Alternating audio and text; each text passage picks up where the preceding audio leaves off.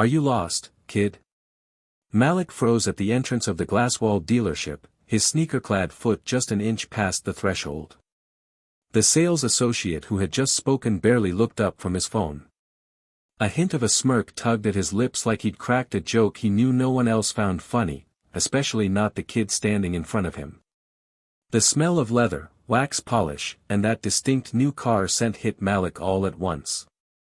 It should have felt like a dream. For months, he'd walked past this place on the way to the library, always staring through the showroom window like it was some kind of museum exhibit. And today, finally, he'd worked up the courage to go inside. He wasn't here to buy anything, of course. Just to look. To dream out loud for once. But clearly, that wasn't allowed here. I'm not lost, Malik said quietly, standing a little straighter, gripping the straps of his backpack with both hands. His voice was steady, but the heat rising in his neck betrayed how flustered he felt. The sales associate finally looked up. He was older, maybe in his mid-30s, wearing a slim-cut navy suit, hair slicked back like he was auditioning for a role in Suits. His eyes gave Malik a once-over.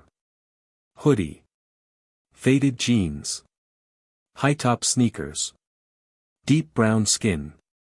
Fresh twist curls under a gray beanie. Definitely not a buyer. Well, the man said, standing now, we don't usually allow loitering. These vehicles are, not toys. I'm not loitering. I just wanted to look, Malik repeated, more firmly this time. Isn't that what showrooms are for? There was a pause, a charged silence. The kind that fills the air when someone wants to say something offensive but doesn't want to get fired for it. The man gestured toward the exit like a hotel concierge trying to stay polite. This isn't really the kind of place you just look. You need an appointment if you're a serious buyer. Otherwise. Malik clenched his jaw. He could have walked away. He should have walked away. But something inside him burned hotter than the embarrassment now flushing his cheeks. He stepped forward anyway, toward the row of luxury sedans gleaming beneath showroom lights. Hey, kid. The man's voice rose. I'm gonna have to ask you to leave. Why?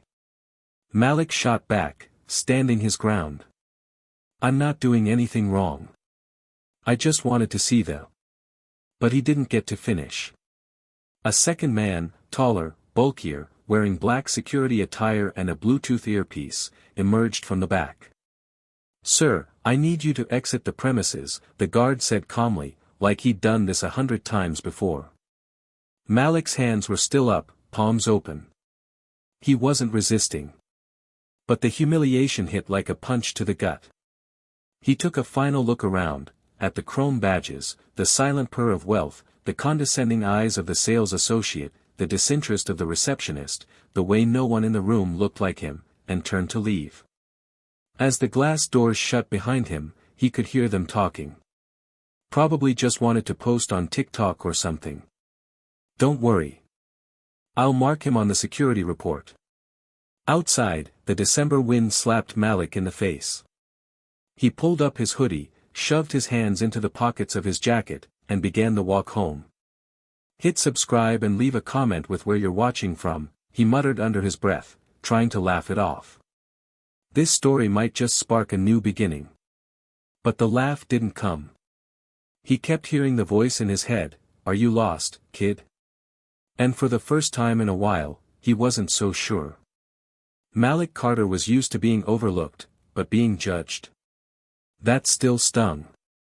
At 20, he was a second-year engineering student at Georgia Tech, juggling a double major, tutoring sessions, and a part-time gig at a local diner. His life was a grind. A daily fight to stay afloat. But today had been for him a small mental reward. Finals were over. Winter break was starting. And he wanted to do one thing, just one, that reminded him why all the sleepless nights were worth it. He'd grown up idolizing machines. Not just the sleek design of sports cars or the purr of a fine engine, but the engineering behind them. The logic. The power. The quiet control. He didn't want a car now. He wanted a future. But the way they looked at him, like he had no right to even imagine that, felt like someone slamming the door shut before he even had a chance to knock. When he got back to his tiny apartment near campus, Malik sat on the edge of his bed, staring at the floor. His phone buzzed with texts from classmates. Parties. Break plans.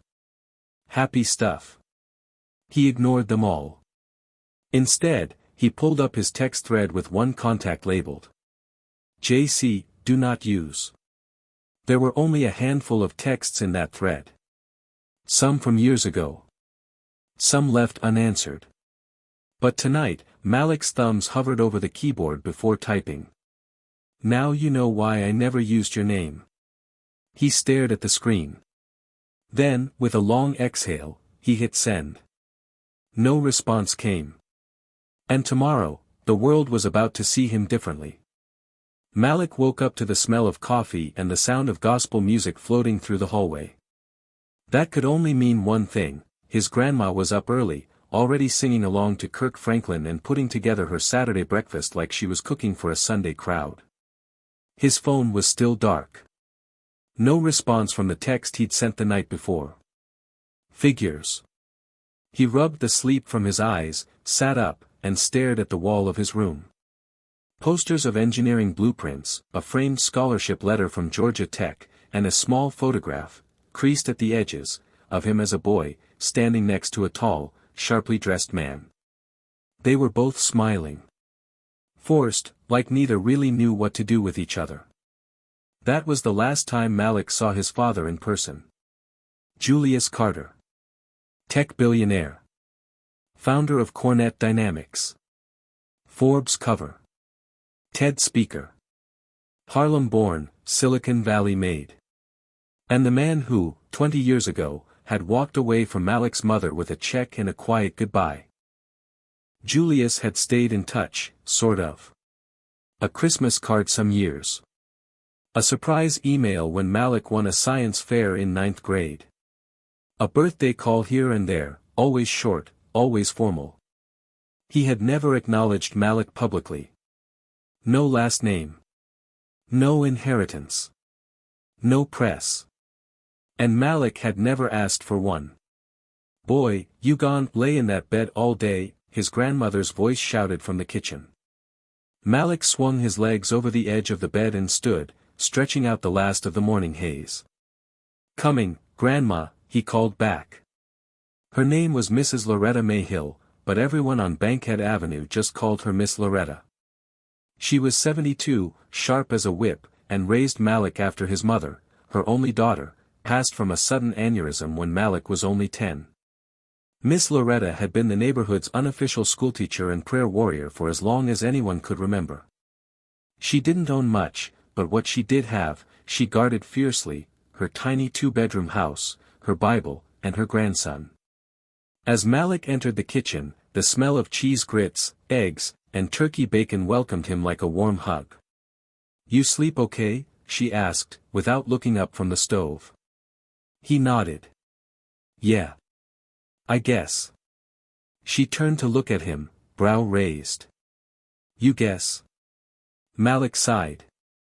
I went to that dealership yesterday. Her face dropped just a little. The fancy one by West Peachtree? He nodded. And? They kicked me out before I even made it to the first car. Miss Loretta didn't curse. She didn't have to. The way she tightened her lips and shook her head said everything. They say why? She asked, already knowing the answer.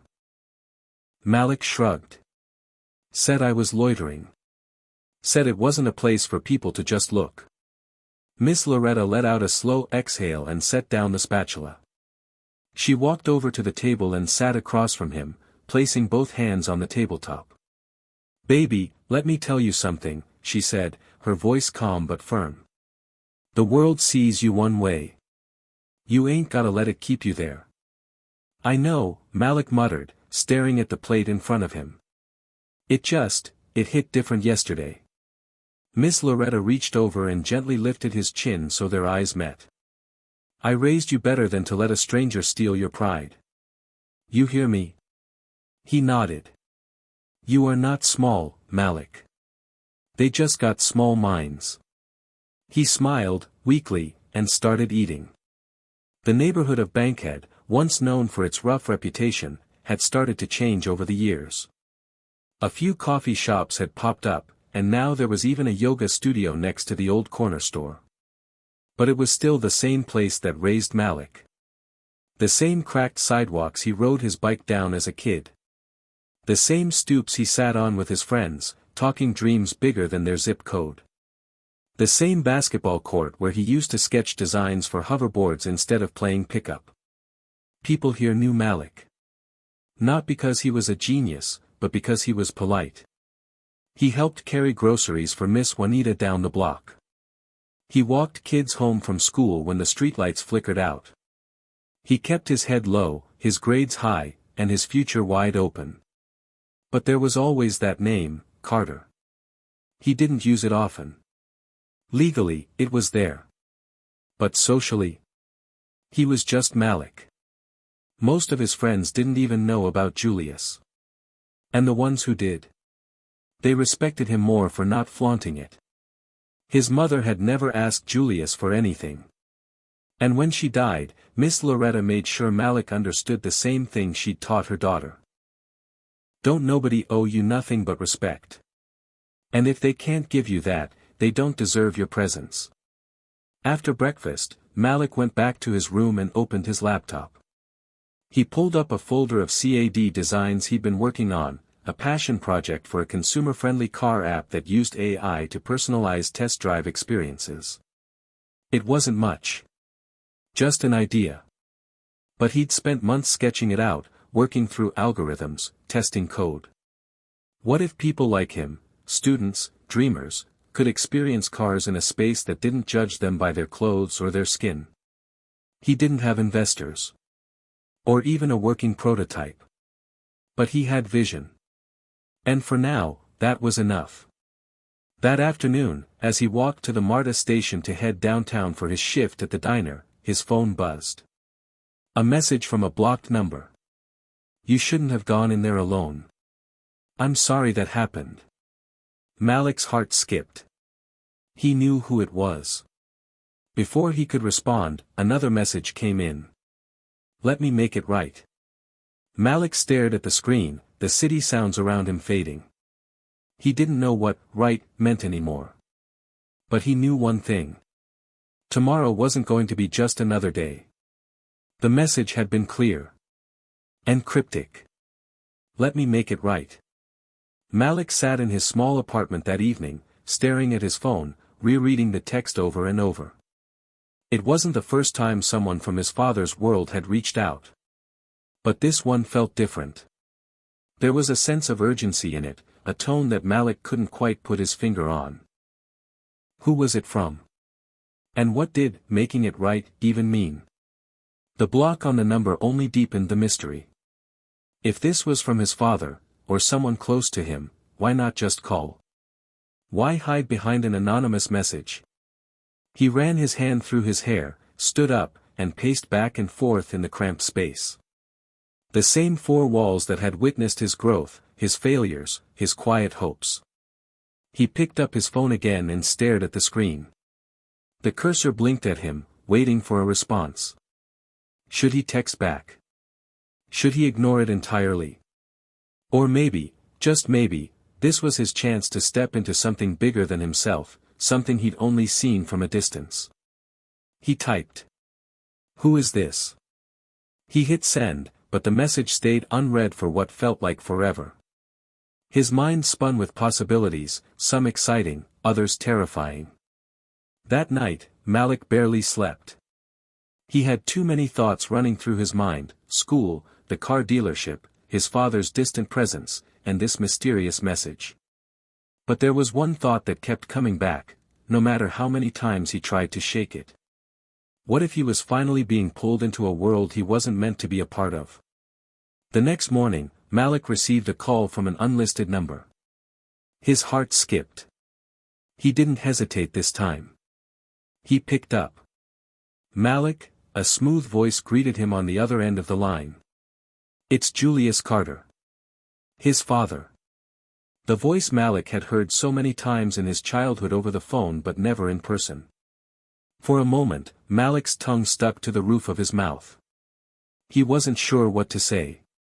He wasn't even sure if he should say anything at all. The last time they'd spoken, it was brief. Awkward. Julius had told him to keep doing well in school and that he was proud. But that was it. And now this. "I'm here," Julius continued, his tone almost apologetic. "I know this is unexpected. I wanted to talk to you about what happened yesterday." Malik's mind raced. He had a million questions, none of them quite fitting in his head at once. Yeah. The dealership. I'm still, kinda confused about all of it." He exhaled, feeling a nervous knot form in his stomach. "I didn't think it would be like that." "I understand," Julius said, his voice growing more serious. "That wasn't the right way for anyone to treat you. I've made some calls. Let's just say I'll make sure that doesn't happen again." Malik's eyebrows furrowed. He didn't know what to say to that. It was nice to hear his father had done something about it. But there was something in his voice that sounded off.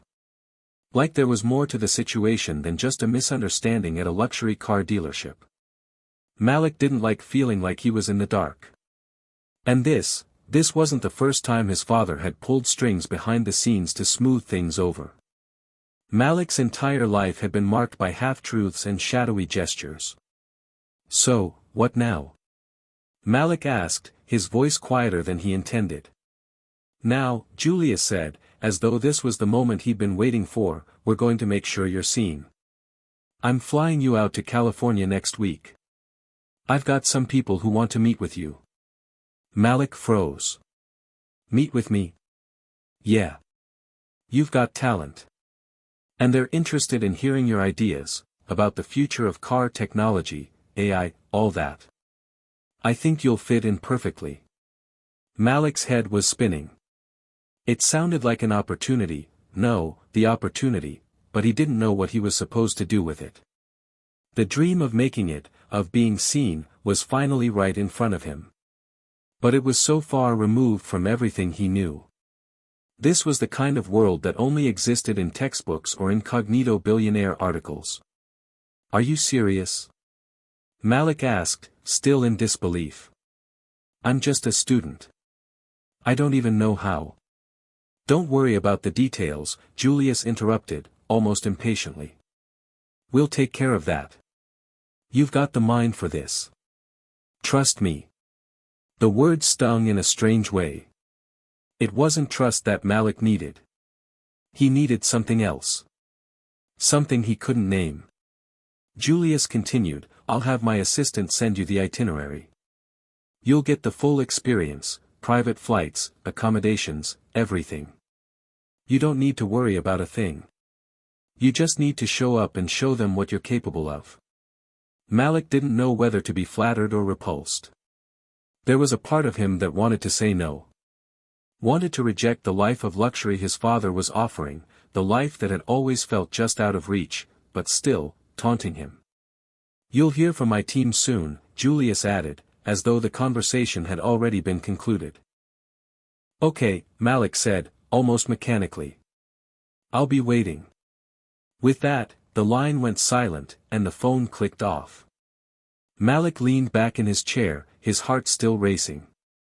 The weight of the conversation settled in his chest like a heavy stone. Was this really happening? Was this what his father had wanted all along, some sort of grand gesture to bring Malik into his world, to shape him into the successor of the empire Julius had built? But what was Malik to him, really? Was he just another cog in the machine? Another Carter, to be molded into greatness? His fingers hovered over his phone, almost sending another message. He could still back out. He could keep living his life the way he had been, studying, working, dreaming. But something kept him tethered to the idea of what might come next. The possibility. After all, This was the kind of opportunity people only dreamed of. A chance to prove himself.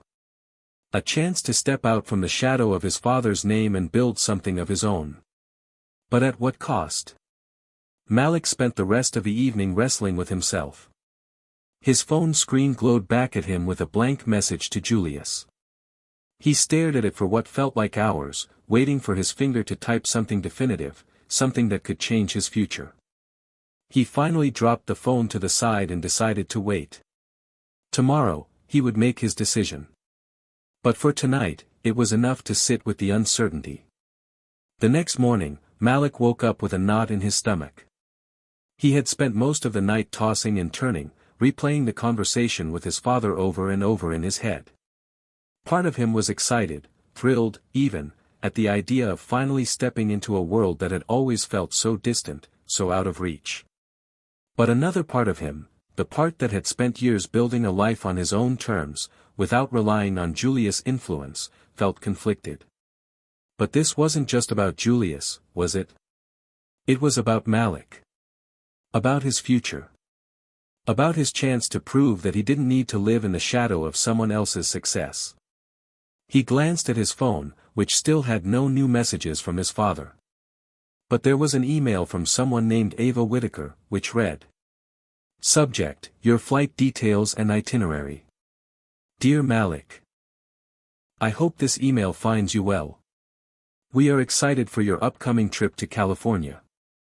Please find below your flight details and itinerary.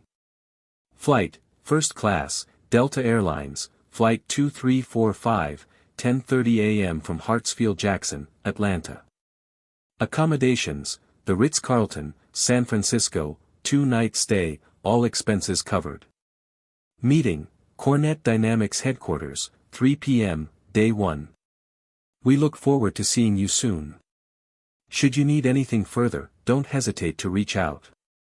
Best regards. Ava Whitaker. Executive Assistant, Cornet Dynamics. Malik read the email 3 times before the weight of it truly sank in. He was going. This was really happening. It wasn't some dream he could wake up from, it was his reality now. He rubbed his face, feeling the pressure already building, and ran a hand through his hair. All right, he whispered to himself, let's do this. Malik packed his bags quickly, throwing in a couple of button-up shirts, jeans, and, of course, a hoodie for comfort. He didn't know what to expect when he arrived in California. He had no idea what Cornet Dynamics was like, or who he'd be meeting with. It could be business people in suits, investors, or tech entrepreneurs. Or it could be a room full of people who'd make him feel even more out of place than the day at the dealership had. He tried not to think about the weight of his father's name, tried not to think about how much he wanted to make a name for himself, one that wasn't tied to a billionaire father who had never been present in his life. He grabbed his backpack and headed out the door. Miss Loretta had already left for church, so he'd be going to the airport on his own. The flight to California was smoother than Malik had anticipated. First class felt strange. He had never flown like this before. The seats were too comfortable, the service too impeccable. He felt a little out of place, but he figured it was better than sitting in the cramped economy section. His head was still spinning with questions. What was he doing here? What was the point of all this? Was this just another chance for his father to make up for lost time, or was there something bigger at play? He leaned back in his seat, closed his eyes, and let the hum of the airplane lull him into a trance. When he arrived at the airport, a sleek black car was waiting for him, just as the itinerary had promised. The driver greeted him with a warm smile and opened the door. As Malik slid into the back seat, he tried to remind himself that this wasn't about the luxuries. It wasn't about the car or the flight. It was about the opportunity. It was about proving something, not just to his father, but to himself. The hotel was even more extravagant than the flight. The Ritz-Carlton. Everything was pristine, polished marble floors, high ceilings, and an air of quiet elegance. The lobby smelled faintly of lavender and fresh flowers. The front desk staff greeted him by name as soon as he walked in, and before he knew it, he had a key card to his room. Malik dropped his bag onto the king-sized bed and stood by the window, looking out at the sprawling cityscape of San Francisco. It was beautiful, a far cry from the neighborhoods of Bankhead. But somehow, he didn't feel as captivated as he thought he would. Instead, he felt detached. Like he was on the outside of something he didn't belong in. He glanced at the clock. 2 p.m. He had an hour before his meeting. Taking a deep breath, Malik stood up, walked over to the mirror, and adjusted his shirt. He wasn't nervous, not exactly. But he was apprehensive. This wasn't just a meeting about his ideas for car tech anymore. This was the first real opportunity to prove himself to people who had the power to change his life. It was the first step into a world he had only ever dreamed of. And the weight of that was a lot. At exactly 3 p.m., Malik arrived at Cornet Dynamics headquarters. The building was a modern marvel of steel and glass, reaching high into the sky. It screamed success. And as he entered the lobby, he couldn't help but feel small against the grandeur of it all. A tall woman with sharp features and a professional demeanor greeted him as soon as he stepped through the glass doors. "Malik Hill, I presume," she said with a smile. "Yeah, that's me," Malik replied, trying to keep his voice steady. "I'm Ava Whitaker. I'll be guiding you today. We're excited to meet you." As they walked through the sleek hallways of Cornet Dynamics, Ava gave Malik a quick tour of the building. He was in awe of everything: the state-of-the-art tech labs, the vast open spaces with floor-to-ceiling windows, the futuristic designs on every surface. But none of that compared to the feeling in the conference room when they finally sat down. The room was minimalist but powerful, with a large glass table in the center and futuristic chairs surrounding it. Ava gestured for him to sit, and within minutes, a few people entered the room. Malik was introduced to a group of senior executives, each one more intimidating than the last. They were a mixture of tech experts, investors, and designers. All of them, in their crisp suits and polished shoes, looked like they had been bred for this world.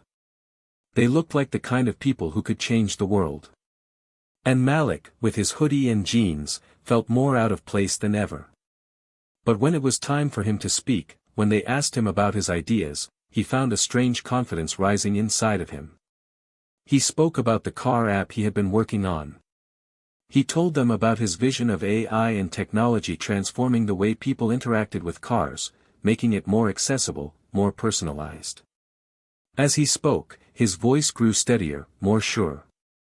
The passion he had for the project was undeniable. And when he finished, there was a moment of silence. A long moment. Then one of the executives spoke. "This is impressive, Malik," he said, leaning forward in his chair. "We need people like you. People with fresh ideas." Malik couldn't help but feel a spark of hope. Maybe, just maybe, this was where he was meant to be. Maybe this was the beginning of something bigger than he had ever imagined. Malik sat back in his chair, his heart pounding in his chest. The executives at Cornet Dynamics had been quiet for several moments after he finished speaking, the tension in the room thick enough to cut with a knife. Malik glanced around, unsure if he had said something wrong or if they were still processing his ideas. His mind raced with the weight of the moment. Then, after what felt like an eternity, the silence was broken by the same executive who had spoken earlier. "This is exactly what we need," the man said, his tone sharp, his voice carrying a note of authority. He was middle-aged, with salt and pepper hair and glasses perched on the edge of his nose. "The automotive industry is evolving, and we need someone like you, someone with a fresh perspective. Someone who understands the next generation of technology, and how it can change everything." Malik's stomach flipped. He had expected feedback, questions, maybe even skepticism, but not this level of certainty. He glanced over at Ava Whitaker, who stood near the door, her arms crossed and her face unreadable. "What exactly are you saying?" Malik asked, his voice barely above a whisper. The man, his name, as Ava had introduced him, was Robert Caldwell, the CEO of Cornet, leaned forward in his chair, his steely eyes fixed on Malik. "I'm saying that we want to bring you on board, Malik. Not just as an intern or a consultant. We want you to join us full-time as part of our R&D team. Lead the development of our next big project. We believe you're the right fit." Malik blinked. "Led a project? Full-time?" The words felt surreal. He had come to California with no more than a glimmer of hope, maybe a chance to make an impression, maybe even to be taken seriously for the first time in his life. But this? This was more than he could have ever imagined. Before he could respond, another voice entered the conversation. It belonged to Charlotte Green, a young woman in her 30s who Malik had noticed was taking copious notes throughout the meeting. She was the chief technology officer, and she now leaned forward, smiling faintly. "We've been looking for someone who not only has the technical skills but also the vision for the future.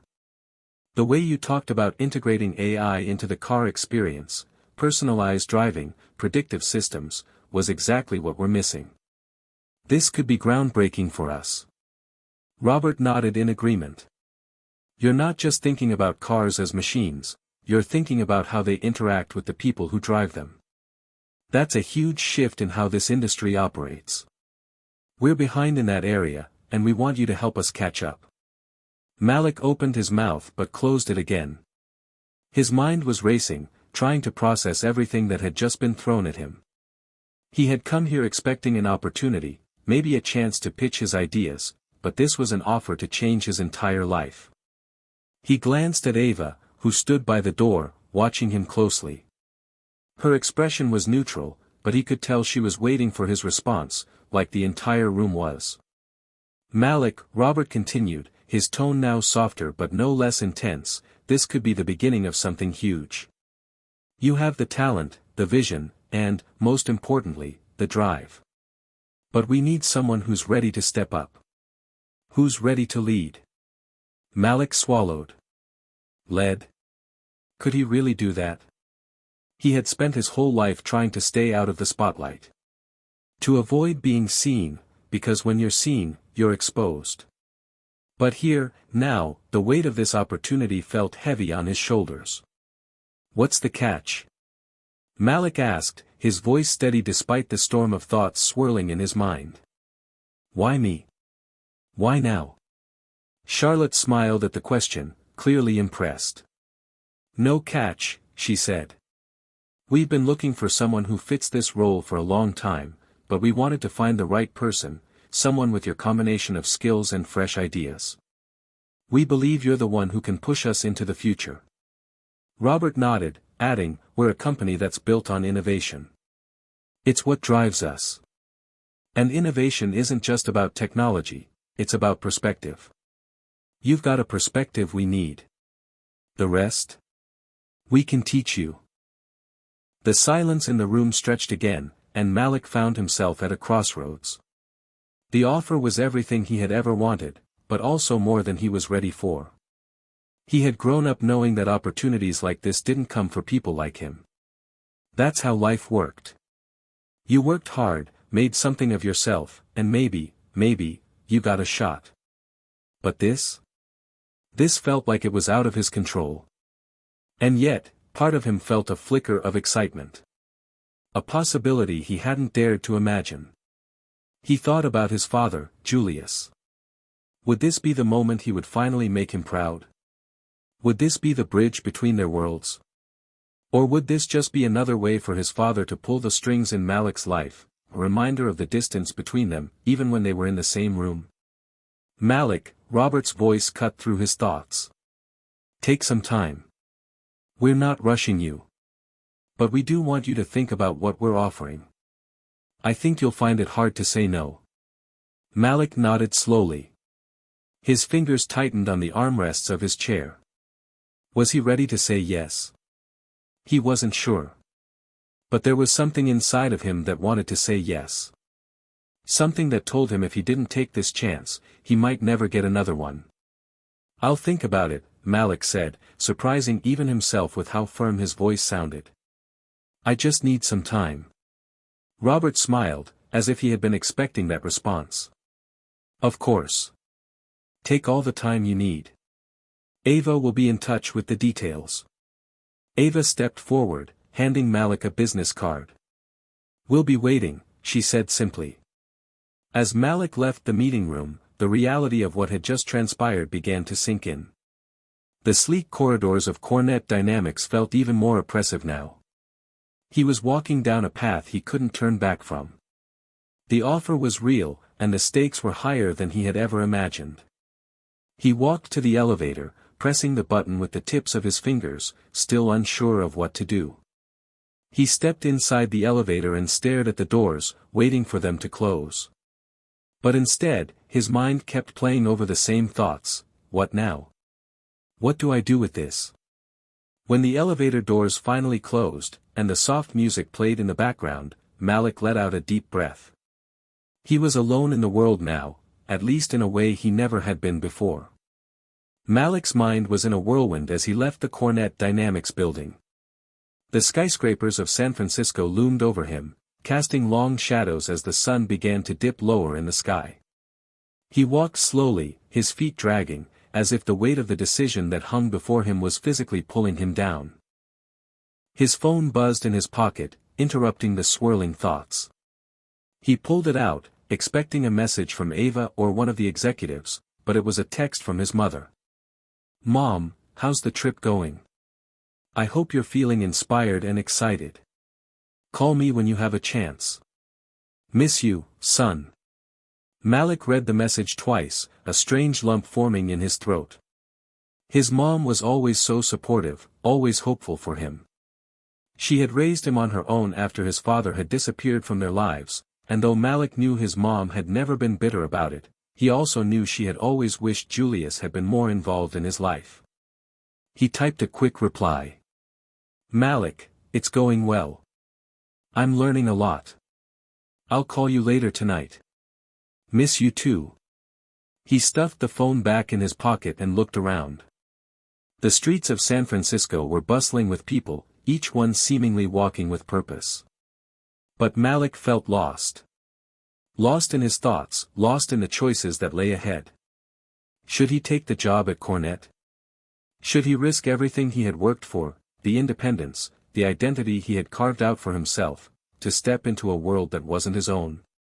And what about his father? Julius had always been absent in his life, but now, with this offer on the table, would it change anything? Was this just another way for his dad to control his destiny, to push him into a life Malik wasn't ready for? His phone buzzed again. This time it was a notification from an unfamiliar number. Unfamiliar number, Malik, it's Ava from Cornet. I know you need some time to think things over, but I wanted to make sure you have all the information you need. Let me know if you have any questions or need anything further. We're all very excited to potentially work with you. Malik stared at the message for a moment. Her tone was professional, but there was an undercurrent of something else, a quiet urgency, a soft pressure that reminded him of the high-stakes environment he was in. The moment he stepped out of the elevator, Ava had been all smiles, all business. She had told him to take his time, but even now, a part of him could feel that they weren't just waiting, they were hoping. But Malik was no fool. He knew this was a crossroads, a pivotal moment in his life, and one that couldn't be taken lightly. It wasn't just about the offer. It was about his place in the world. He found himself at the edge of the street and looked down at the bustling city below. It was strange to feel like an outsider in a place where everything was so beautiful, so new. But maybe that was what he needed. To feel uncomfortable, to push himself into a situation where he would grow. The truth was, as much as Malik wanted to stand on his own, as much as he wanted to create something from nothing, there was no denying the pull of this opportunity. This wasn't just any tech company, it was Cornet Dynamics. And with it, came the chance to do something monumental. The chance to carve out a space for himself in the very world his father had built. But at what cost? His thoughts wandered back to his conversation with Julius. The offer from Cornet could bring him closer to his father, but could he accept the price of that closeness? Would working at the company mean becoming just another cog in his father's empire, a puppet at the end of his strings? Back at the hotel, Malik sat on the bed, looking out at the sparkling lights of the city. His phone was silent for a while, and for the first time since he had arrived in California, he allowed himself to think about something other than the job. His mother had always told him that his worth didn't come from what others thought of him, whether that was his absent father or the people who had rejected him growing up. His worth was in his character, in his ability to push through the challenges life threw at him. But now, for the first time, he was starting to wonder if it was possible to push through the challenges alone. If he took this job, it wouldn't just be a career change, it would be an entirely new path. His relationship with his father would change. His life would change. And for better or worse, Malik knew that it could be the beginning of something completely different. But was he ready for that? He thought about the time when he was a teenager, the time when he first realized that his father wasn't going to be there to guide him. It had been an awakening, a moment of painful clarity. Julius Hill had chosen his business over his son. Over their family. Malik couldn't help but feel the sting of that reality even now. All these years, Malik had been building his life, working toward his future, keeping his head down and fighting through the adversity. But now, the question was whether he should take his father's hand, or if it was better to keep forging his own path. His phone buzzed again. Julius Hill, Malik, I know you're probably thinking things through, and I respect that. But this is a once-in-a-lifetime opportunity. If you decide to accept, I'll make sure you have all the resources you need. Don't overthink it. Just trust me on this one. J. Malik stared at the text. His father was still offering him help, still trying to pull him in. But something in those words stung. Don't overthink it, Julius had said. It sounded too much like a command. Like his father was telling him how to live his life, just as he always had. But Malik wasn't a child anymore. He didn't need his father's permission to succeed. He didn't need to rely on him. And yet, part of him wanted to. The idea of being accepted, of finally making his father proud, felt like a long-lost dream. Malik took a deep breath and put his phone down on the bed. He had made up his mind. The decision would come soon, but for now, he needed clarity. It wasn't just about Julius. It was about him. Malik woke up early the next morning, the sky still dim with the light of dawn filtering through the curtains. His mind had barely rested, each thought spinning in his head like a record playing on repeat. He stared at the ceiling, replaying the conversation with his father, then the offer from Cornette. Every possibility felt like a fork in the road, leading him in different directions, each path with its own set of consequences. He sat up slowly, rubbing his eyes as he tried to make sense of it all. What would happen if I took the job? The excitement of joining a leading tech company, being part of something innovative, had been intoxicating. The chance to work with the best minds in the industry was like a dream he didn't even know he had. But beneath the glittering surface of this opportunity lay the shadow of his relationship with his father, his ever-present influence, both suffocating and distant. What would happen if I didn't take the job? That was the thought that kept him awake the most. If he walked away from Cornette, would he be closing the door on something that could change his life forever? Would he regret it? Would he regret never knowing what could have been? His father would surely be disappointed. But then again, would he ever be satisfied with anything Malik did? It wasn't just about the job, it was about what it represented, a chance to be something his father could never control, a chance to step into a world on his own terms. He couldn't shake the feeling that no matter which path he took, there would always be some piece of him left behind. Some part of himself he would have to give up to fit into the mold of what others wanted. The phone buzzed on the nightstand, jolting Malik out of his thoughts. He reached over and grabbed it, expecting a message from his mom or Ava, but it was something different. It was an email. Subject, the Rolls-Royce, details inside. Malik's stomach tightened as he clicked it open. It was a brief message, sent from an address he didn't recognize. Malik.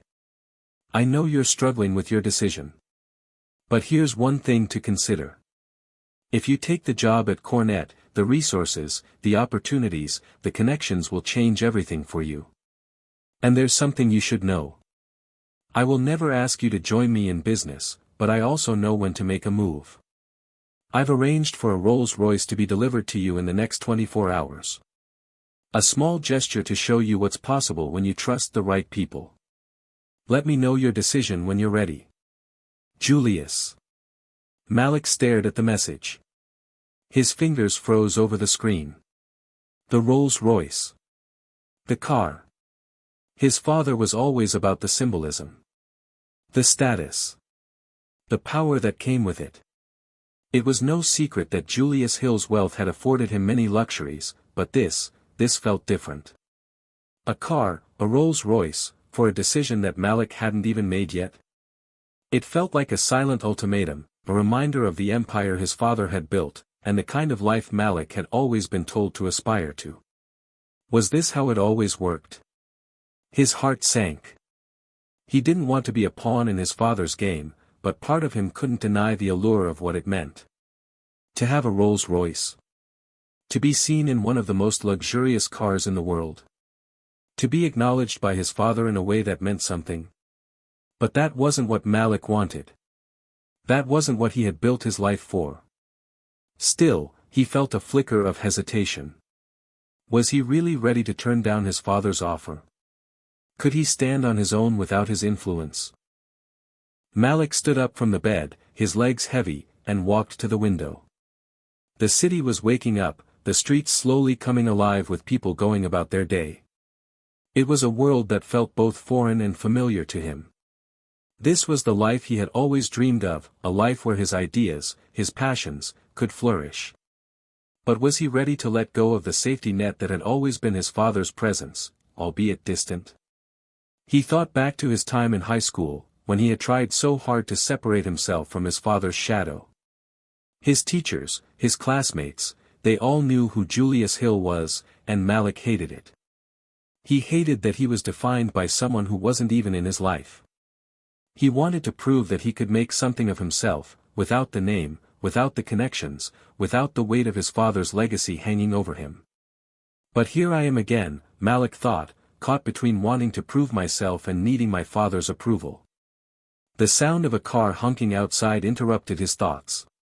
He walked over to the window, looked down, and saw the iconic Rolls-Royce that Julius had promised. It gleamed under the morning sun, its chrome accents shining, the deep black body reflecting the surrounding buildings. It was magnificent. It was impossible to ignore. Malik stepped back from the window, his breath coming in shallow bursts. His heart was pounding. This wasn't just a car. It was a symbol of everything his father had ever wanted for him. Everything he had always tried to force upon him. And now, here it was, sitting right outside. The text came again, a reminder of the choice Malik had to make. Julius Hill, don't let this slip away. This is your chance. Think about it carefully. Malik clenched his fists. His father's words were like a chain wrapped around his chest, pulling him closer to a future he wasn't sure he wanted. But he also knew this was his life. His decision. His phone buzzed again, but this time it was a message from Ava. Ava Whitaker, hey, Malik. Just wanted to check in. We know you've got a lot on your mind, but we're still waiting to hear from you. The team is excited to work with you. Whatever you decide, we believe in you. That was it. That was the moment. Malik turned away from the window, taking a deep breath. He had to make a choice, and the time had come. His future, his real future, was in his hands. He thought about his mother's words, your worth doesn't come from what others think of you. He thought about the power of standing on his own. And then, he thought about what his father had always told him, about the importance of being seen.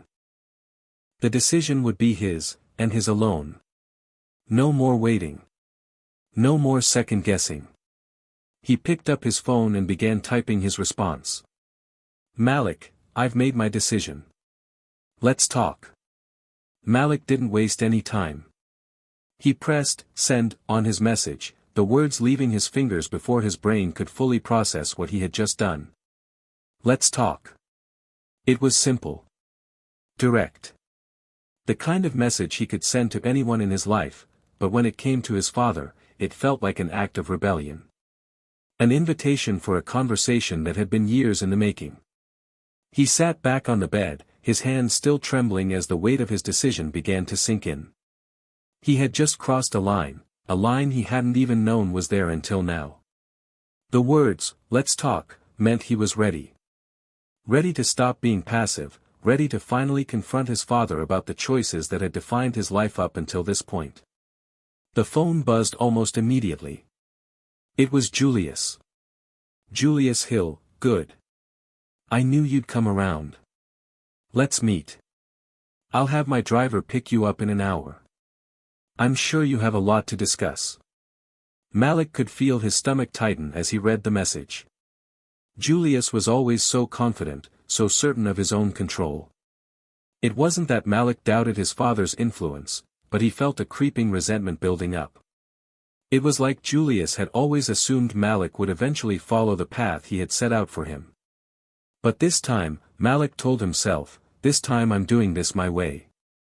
The hour passed quickly, and Malik soon found himself in front of the hotel, looking up at the gleaming Rolls-Royce that now felt like a physical representation of his internal conflict.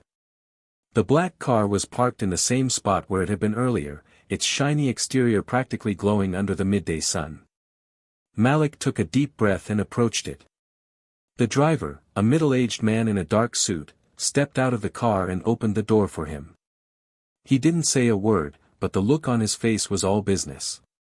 Malik nodded politely as he slid into the back seat, the leather of the seat smooth and cold against his back. The car started moving before he could even get comfortable, and soon they were weaving through the busy streets of San Francisco, heading out of the city toward an area Malik didn't recognize. The farther they went, the more remote the surroundings became. The urban sprawl gave way to quiet streets and sprawling mansions that seemed to stretch on forever. The kind of neighborhoods Malik had only ever seen in magazines. It wasn't long before the car pulled up to a massive estate, a grand, sprawling mansion with perfectly manicured lawns and gates that seemed to open with a mere thought. Malik had been here before, years ago, when he was younger, before he had distanced himself from his father, before he had decided that he needed to live life on his own terms. But now, as the driver opened the door and Malik stepped out, the familiar landscape felt foreign, like a place he no longer belonged. How had he gotten here? The grand door opened almost immediately after he arrived, revealing a massive foyer with high ceilings, marble floors, and walls adorned with expensive art. Everything about the space screamed wealth, but it also felt sterile, cold, nothing like the home Malik had imagined for himself. He had never wanted this life for himself, not this kind of perfection. Not this kind of cold, calculating wealth.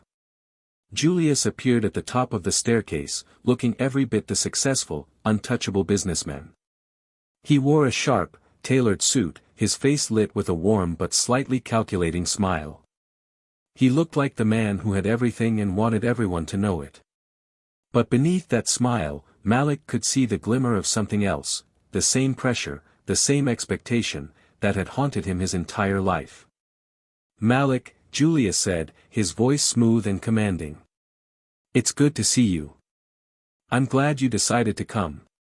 He descended the stairs and extended his hand, but Malik hesitated before shaking it.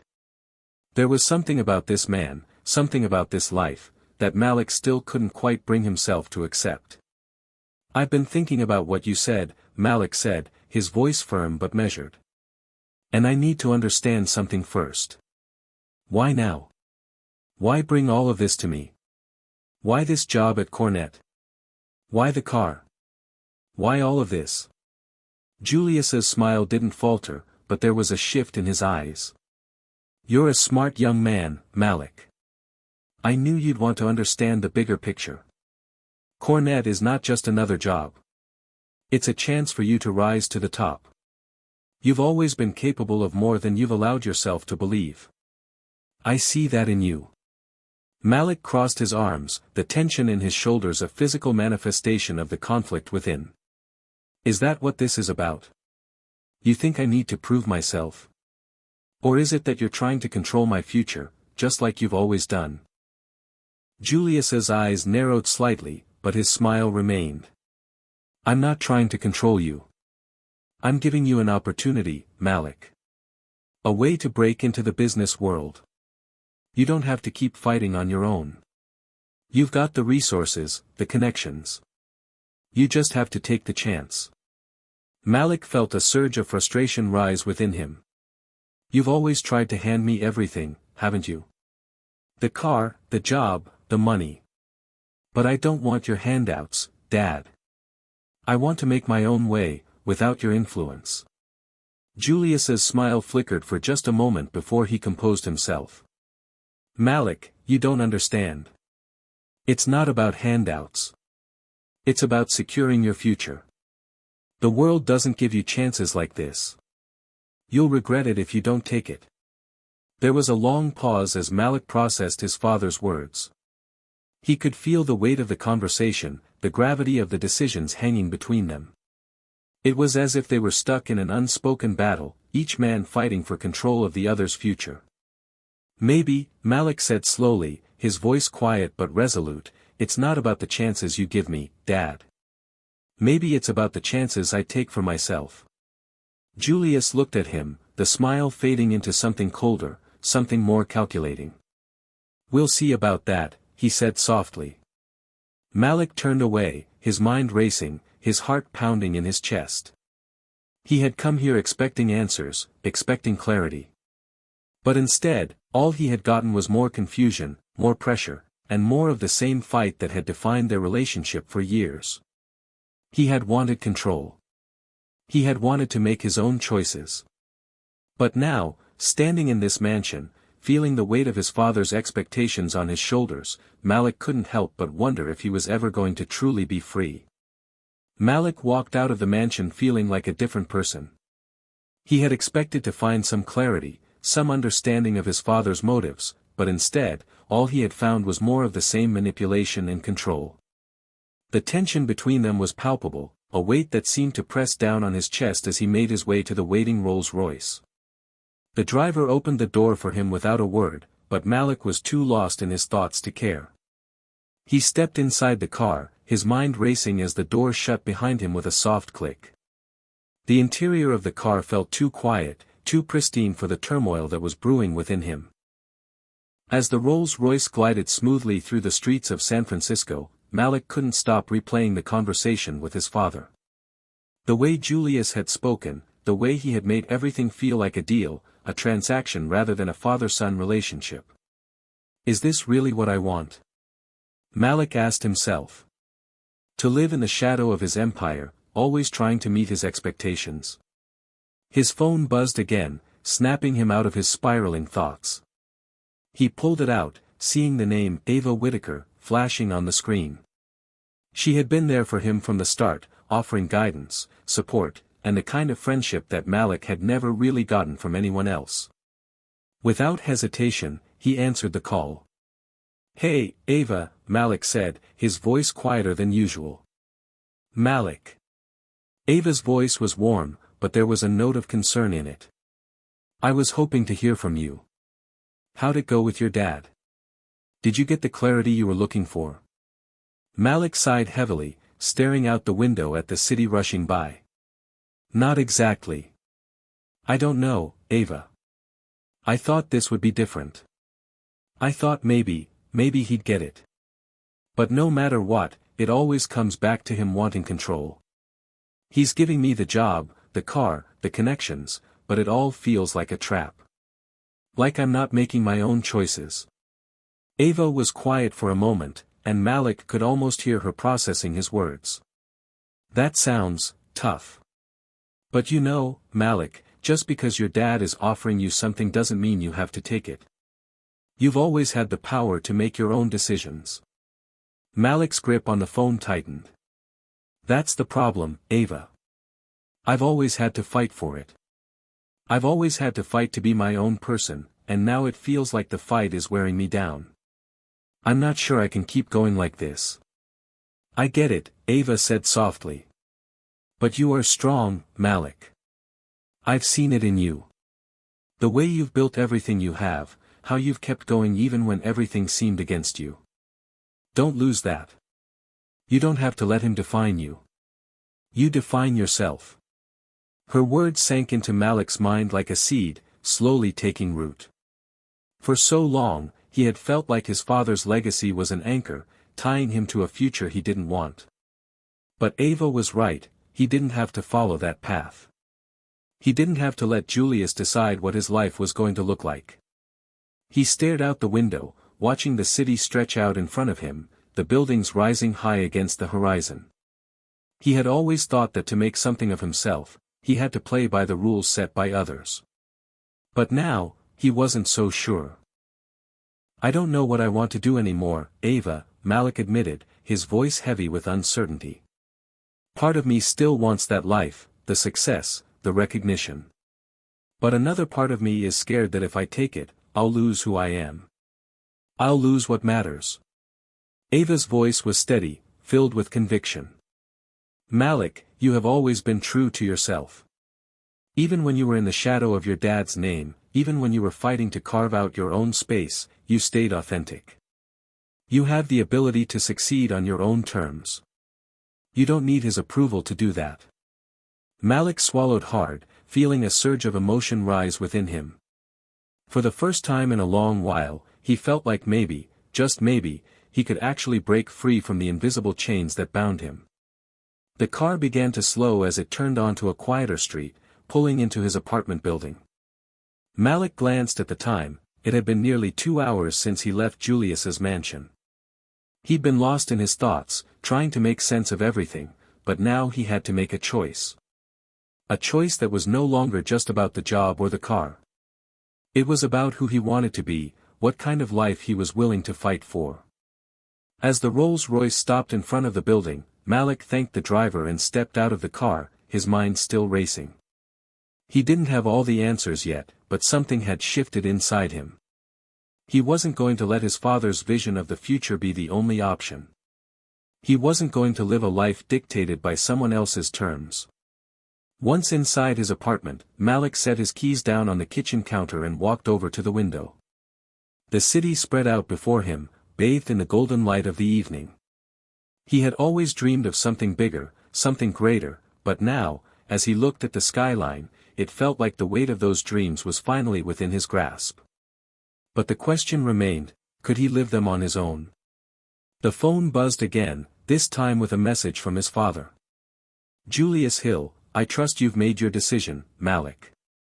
If you want to move forward with Cornet, you know what to do. Time is running out. Malik stared at the screen, his thumb hovering over the reply button. The pressure was there, just as it always had been. But this time, it was different. He wasn't responding to his father's demands, he was responding to his own voice, the one that had been drowned out for so long. He typed out his response slowly. Malik, I'm going to make my own way. No more living in the shadows. I'll find my own path, my own success. He hit send, and for the first time in a long while, Malik felt something he hadn't felt in years, freedom. The following days were a blur of activity and decisions. Malik spent hours sitting at his desk, staring at his laptop screen, reading articles, and making calls. The initial relief of sending that message to his father had faded, replaced by the overwhelming weight of the uncertainty that lay ahead. But there was also something else, something far more empowering. For the first time, he was no longer bound by his father's expectations. He was free to carve out a life that was truly his. His apartment, once a place of quiet refuge, had become his headquarters, a space filled with plans, lists, and ideas. But it wasn't just about the future, it was also about reclaiming a sense of identity, something he felt he had lost while following his father's lead. Malik had decided to take a different route than the high-powered job at Cornet. Instead of settling for a corporate position, he began looking into entrepreneurship. He remembered what Ava had said, that he could build something on his own, without relying on anyone else's resources or connections. That idea had ignited something in him. Maybe, just maybe, he didn't need to play by the rules of the game that everyone else was following. He could play his own. But the world of entrepreneurship wasn't a smooth ride. There were risks. There were hurdles. And Malik knew that he would have to do more than just dream, he had to execute. It was on one of those days, while Malik was hunched over his laptop drafting a business plan, that his phone buzzed again. This time, it wasn't his father.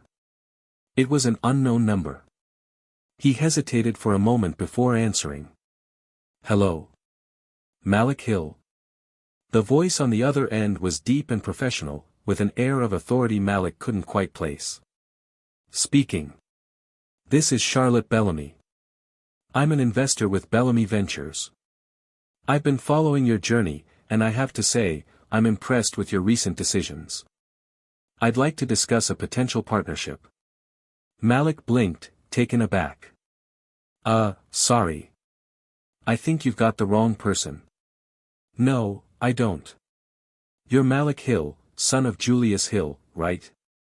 Charlotte's voice softened slightly, though it was still sharp and confident. I know about your recent decision to step away from your father's company. But I see something more in you than just a man trying to escape his father's shadow. I see a leader, an entrepreneur who could build something truly extraordinary. I want to help you. Malik sat up straighter. Was this real? An investor, reaching out to him directly? He had never thought he would be on the receiving end of an offer like this. I appreciate that, but I'm not looking for handouts or connections based on my father's name, Malik said, his voice steady but firm. I'm building this on my own. I want to prove I can do this by my own merits. I understand, Charlotte replied, her tone respectful. And that's exactly why I'm reaching out. I've been watching your work, your decisions, and the way you've navigated this transition. I believe in what you're trying to create. I want to give you the resources to take it to the next level, on your terms, no strings attached. Malik was silent for a moment. Could this be the break he had been looking for? An investor who actually respected his autonomy? Let me think about it, Malik said finally, his curiosity piqued.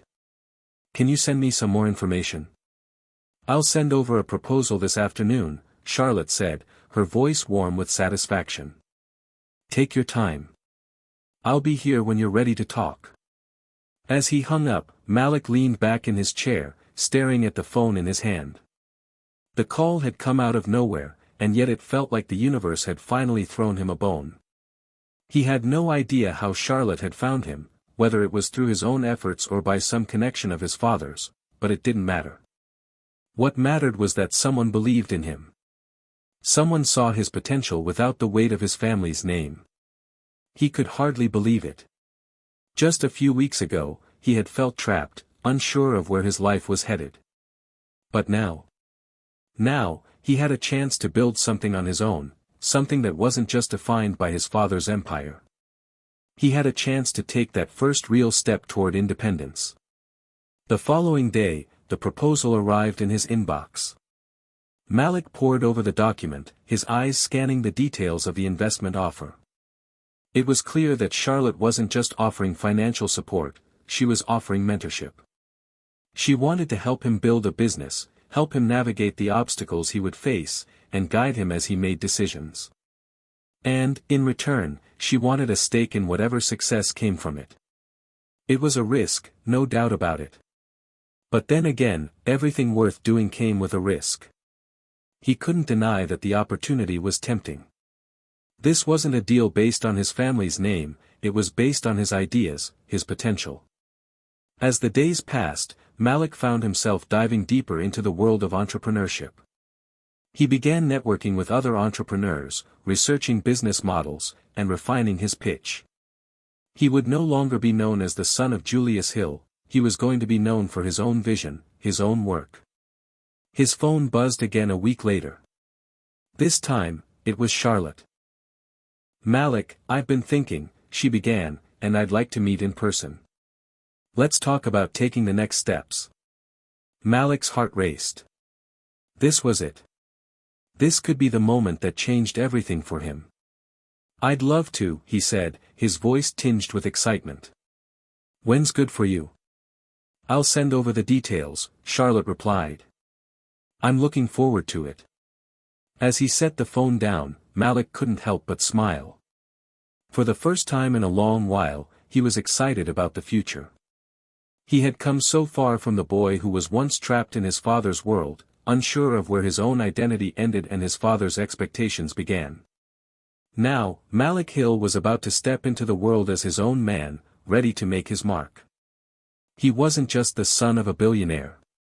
He was Malik Hill, an entrepreneur with a vision that had nothing to do with living in someone else's shadow. Malik stood in front of the mirror, adjusting the collar of his shirt. He didn't usually wear a suit, he wasn't used to the formality of the corporate world, not in the way his father was. But today was different. Today, he wasn't just showing up as Julius Hill's son. He was showing up as Malik Hill, the entrepreneur, the person with his own dreams and ambitions. He had made the decision to meet Charlotte Bellamy, the investor who had offered him a chance to build something on his own terms, and this was his moment to prove that he was more than just an idea. He had prepared for this meeting in every way he could think of. He spent hours crafting his pitch, fine-tuning his vision for a tech startup that would revolutionize the way businesses connected with their consumers. He had mapped out a business plan, financial projections, and even a timeline for the first few years of operation. He was confident in his idea. Confident in his ability to bring it to life. But there was always that nagging feeling, that doubt, lingering in the back of his mind. What if I'm not enough? What if she sees right through me and realizes I'm just a guy trying to make something out of nothing? He shook the thoughts away and stepped out of his apartment. As he walked down the street toward the cafe where he and Charlotte had agreed to meet, the crisp morning air filled his lungs, and for the first time in a while, he felt like he was in control. This wasn't just a meeting, it was a pivotal moment in his life. One that would determine whether he could finally break free from the legacy of his father and create something entirely his own. The cafe was small, tucked away on a quiet corner of the city, with a minimalist design and large windows that let in the soft morning light. It was the kind of place where creative types gathered to work, collaborate, or, in Malik's case, pitch their big ideas. He spotted Charlotte as soon as he entered, sitting at a table near the window, her laptop open in front of her. She was dressed in a sharp blazer, her dark hair pulled back in a sleek bun, and her posture was confident and composed. She looked exactly as he had imagined, professional, no nonsense, but approachable in a way that made him feel comfortable despite the high stakes. "Malik," she greeted him as he approached, standing up and offering a firm handshake. "It's good to finally meet you in person." "Likewise," Malik replied, shaking her hand with a steady grip. He could feel the tension in his chest, but he forced himself to remain calm. "Thank you for taking the time to meet with me." Charlotte gestured for him to sit down, and Malik took the chair across from her, placing his briefcase on the table. As he opened it to retrieve the materials he had prepared, Charlotte glanced over at him, her expression neutral but focused.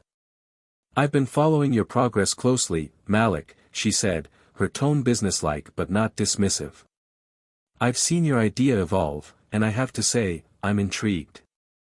What you're trying to do is ambitious. But ambition isn't always enough. I need to know that you have the right plan in place to make it work." Malik nodded, his heart rate quickening, but he knew this was the moment he had been preparing for. He leaned forward slightly, meeting her gaze with a sense of determination. "I understand," he said, his voice steady. "And I'm not just relying on ambition. I've spent months researching, testing, and refining the concept. I've built a team of experienced professionals who believe in the vision, and I'm confident that with the right resources, we can make this happen." Charlotte raised an eyebrow, clearly impressed. "Tell me more about your team." Malik smiled, proud of the people he had brought together. "We've got a mix of experienced developers, marketers, and business strategists. Each one has a proven track record in their field. I know the idea is risky, but the people I've surrounded myself with are the best at what they do." Together, we've created a blueprint that will not only solve a key problem in the market but also disrupt the current business models that aren't adapting fast enough." He paused, allowing Charlotte a moment to process the information. She had a way of listening intently, which made Malik feel both nervous and hurt at the same time. But he pressed on. "Our focus is on revolutionizing how small businesses connect with their target audience. We've developed a platform that allows for more personalized, data-driven interactions that go beyond just ads and generic content. It's about creating a true connection between businesses and their customers, helping them build trust and loyalty." Charlotte didn't say anything for a long moment, but Malik could tell she was weighing his words carefully. She leaned back in her chair, folding her arms across her chest as she looked out the window for a second, then back at him. "Personalized interactions," she repeated. "That's a very crowded space. There are dozens of companies already trying to do something similar. Why would yours stand out?" Malik hadn't expected this question, but he was ready for it. He'd thought long and hard about the competitive landscape and knew that he needed to differentiate his approach. "Our platform isn't just about data," he said confidently. "It's about understanding people, real people, and their unique needs.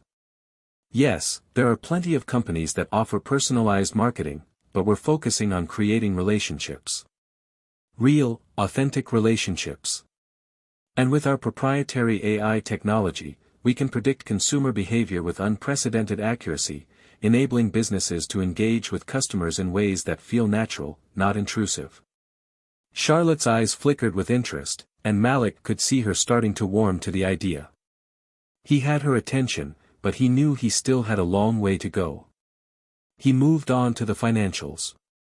"I've projected that in the first year, we'll be able to break even. By year 2, we'll see significant growth as we expand our client base. And by year 3, we'll be poised to scale nationally. I've mapped out the revenue streams, and we're looking at a diverse portfolio of income, subscriptions, partnerships, and even data analytic services for larger clients." Charlotte was silent for a moment, and Malik felt the weight of her scrutiny. She didn't seem like the type to be easily impressed, but he knew he had to prove his worth, not just as a businessman but as someone who truly believed in the vision he was presenting. "You've done your homework," Charlotte said at last, her tone thoughtful. "I'll give you that. But I need to know that you can lead this project, Malik. I need to know that you're capable of taking this from idea to execution, and that you won't back down when things get tough." Malik's chest tightened. He had always feared the pressure of leadership, the burden of responsibility. But in that moment, something clicked. He had come this far, and there was no turning back. He had already chosen this path. "I'm ready for the challenge," Malik said, his voice firm. "I've been preparing for this my whole life. I've learned from my father's mistakes, and I'm not going to make the same ones. I've got the vision, the team, and the determination to make this work." Charlotte looked at him for a long time, her expression unreadable. Finally, she nodded slowly. "I believe you, Malik," she said. "Let's move forward." Malik felt a wave of relief flood through him. He had done it. He had earned her trust. As he left the cafe, his mind was buzzing with excitement. For the first time in years, he was filled with a sense of possibility, a sense that the future was in his hands. There was no more waiting, no more playing by someone else's rules. The journey was just beginning. Hit subscribe and leave a comment with where you're watching from. This story might just spark a new beginning. What's one thing that always pushes you forward, even when things get tough? Malik's mind raced as he left the cafe. He could still feel the weight of Charlotte's words hanging in the air. Let's move forward. It was everything he'd hoped for, and more. But now that the deal had been made, he knew that this was only the beginning. The real work was just starting. For the first time in a long while, Malik felt the full responsibility of what he was about to undertake.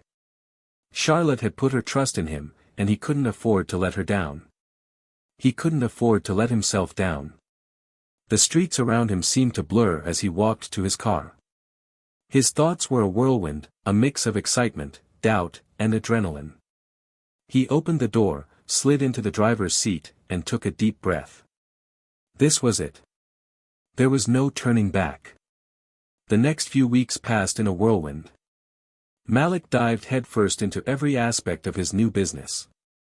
He began assembling a team, reaching out to developers, marketers, and designers who shared his vision. He didn't want just anyone, he wanted people who believed in what he was trying to build, people who weren't afraid to take risks.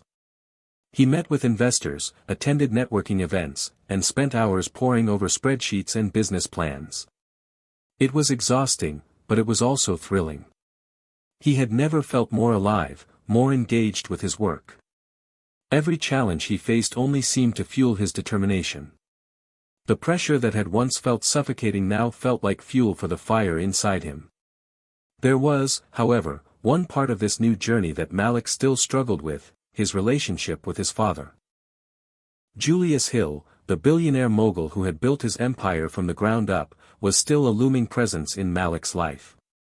They hadn't spoken much since Malik's departure from Cornette, and every time Malik thought about reaching out, something held him back. It wasn't just pride, it was the fear of disappointing his father, of seeing that familiar look of disappointment in his eyes. But as Malik began to build his own business, he knew he couldn't hide from the truth forever. He would have to confront his father, and soon. It was on a quiet Friday afternoon, as Malik was leaving the office, that he received a call that he knew was coming, but had been dreading nonetheless. The caller ID read, Julius Hill. Malik's heart skipped a beat. He took a moment before answering, steadying himself. Hello. Malik, his father's voice came through the line, smooth and authoritative. I've heard about your little venture. A tech startup, huh? Is this some sort of rebellion against me?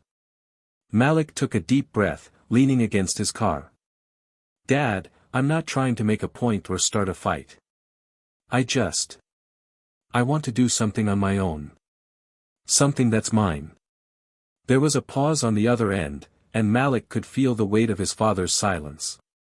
Julius Hill had built his empire from the ground up. He didn't take kindly to anything that threatened his legacy. You think you can do this without me?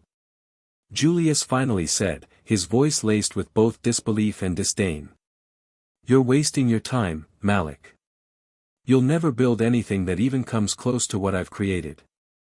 Malik's stomach twisted, but he refused to let his father's words shake him. He'd heard that voice too many times before, that tone that was designed to intimidate, to belittle. But this time, Malik wasn't afraid. I'm not trying to build what you've built, Dad, he said, his voice steady. I'm trying to build something of my own. I don't want to live in your shadow forever. There was a long pause. Malik could hear his father breathing on the other end of the line, as if trying to figure out how to respond. You think you can just walk away from everything and start fresh? Julius asked, his voice almost incredulous. You don't have the experience. You don't have the connections. You have no idea what it's like out there. It's a ruthless world, Malik. And you're going to fail. Malik clenched his jaw, his fingers gripping the steering wheel. He had heard it all before, the warnings, the lectures, the belief that the world was too big for someone like him to survive without the safety net of his father's name. I'll take my chances, Malik said quietly. I don't need anyone's help. I'm going to do this on my own. For a moment, the line was silent again. Then, Julius spoke, his tone slightly softer but still filled with the weight of years of experience. You're making a mistake, Malik. But I won't stop you. Just don't come crawling back when you realize how difficult this is. I won't, Malik said firmly, feeling a surge of confidence. This is my path, and I'm walking it. Before his father could say anything else, Malik ended the call. He sat in the car for a moment, feeling the rush of emotions, relief, anger, fear, and exhilaration, flood through him. He had stood his ground. He had chosen his path, and for the first time in a long while, he felt sure of it. The following week, things began to accelerate. Malik's team was coming together. Developers had signed on, and a marketing strategist had helped him refine the pitch for potential clients. They were starting to build the platform, and he was on track to launch the beta version in the next couple of months. But there were still challenges. There were still moments of doubt, late nights filled with uncertainty, and unexpected roadblocks. There were days when Malik wondered if he had made the right choice, when the weight of his father's words crept back into his mind. But each time, he reminded himself of why he had taken this leap in the first place. It wasn't about proving his father wrong. It was about proving to himself that he could do something meaningful, something that was truly his own. And with Charlotte's guidance, the momentum was building. They were moving forward, and Malik wasn't going to let anything stop him.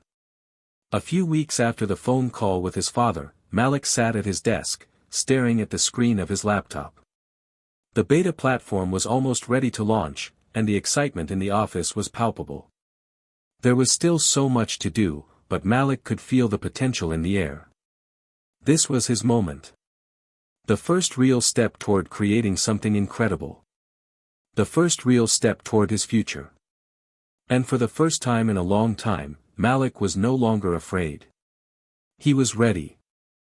The days leading up to the beta launch of the platform felt like an unending flurry of activity. Malik's inbox was flooded with messages, bug fixes, marketing strategies, user feedback, and investor inquiries.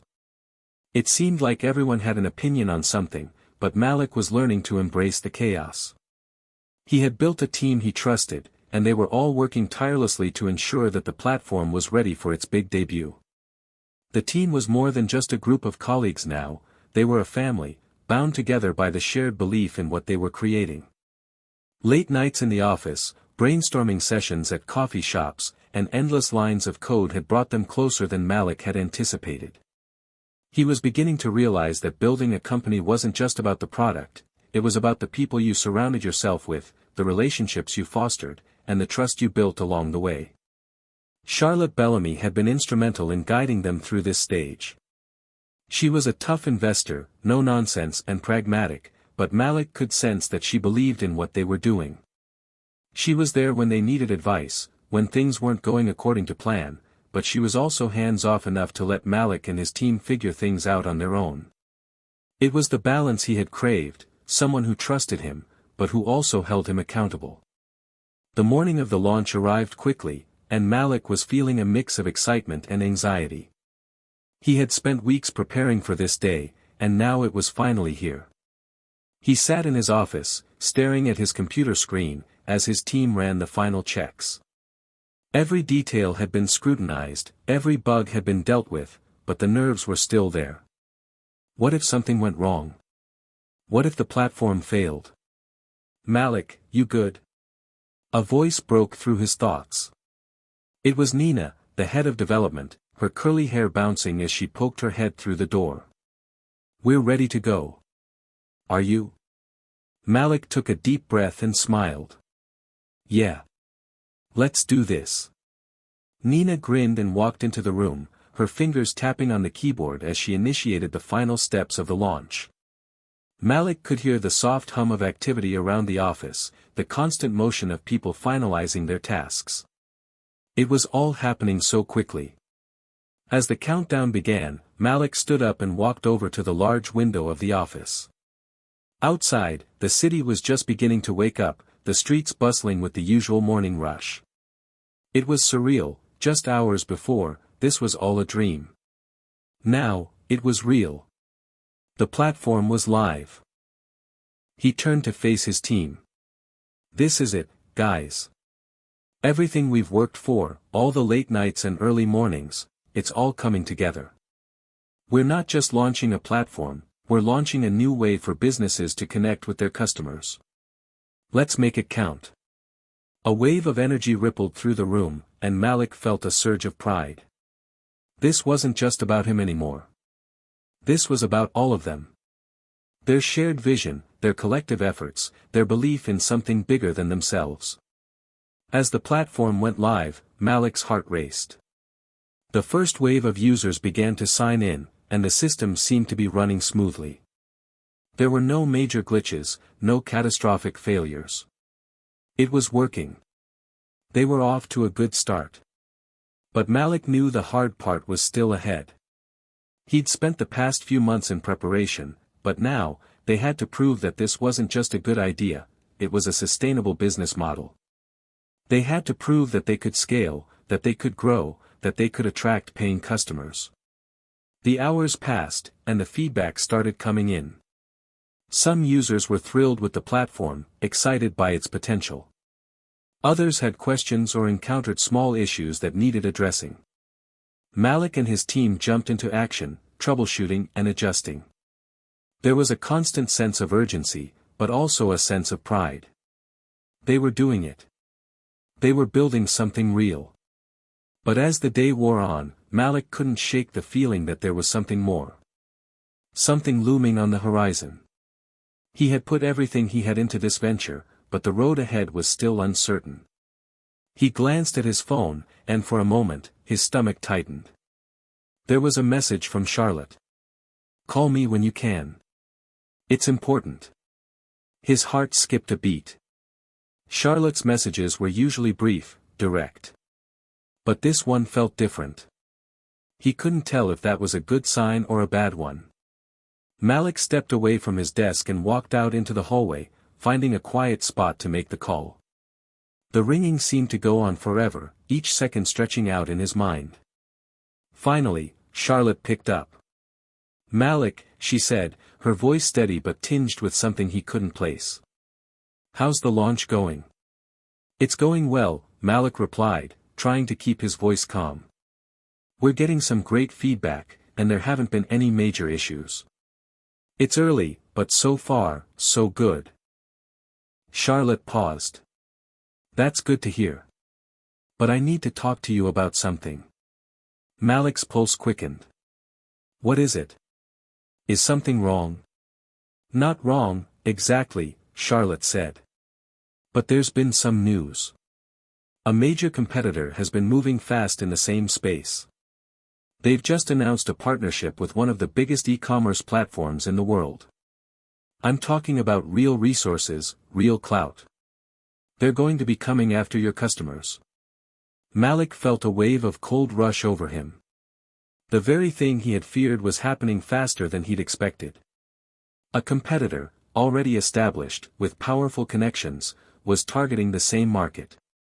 I don't know what to say," Malik said, his thoughts spinning. "We knew there would be competition, but this changes things. What do we do?" Charlotte's tone was firm but supportive. "Listen, Malik. This isn't the end. This is just the beginning. You've got the vision. You've got the product. Now, you have to fight for it. You can't let them intimidate you. You've come this far, and I believe you can go further. But you have to be ready to pivot, to move fast." Malik felt the weight of the challenge ahead. "I won't back down. We're not giving up." "I know you won't," Charlotte replied. "And I'll be here to support you every step of the way. But it's going to get harder. This is the real test. Are you ready for it?" Malik stared out the window, his mind racing. For the first time in a long while, he wasn't sure if he was ready for what lay ahead.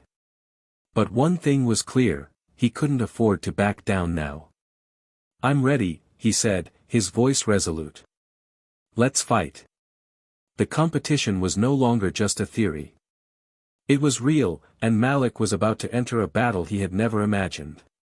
The stakes had been raised. And he wasn't going to lose.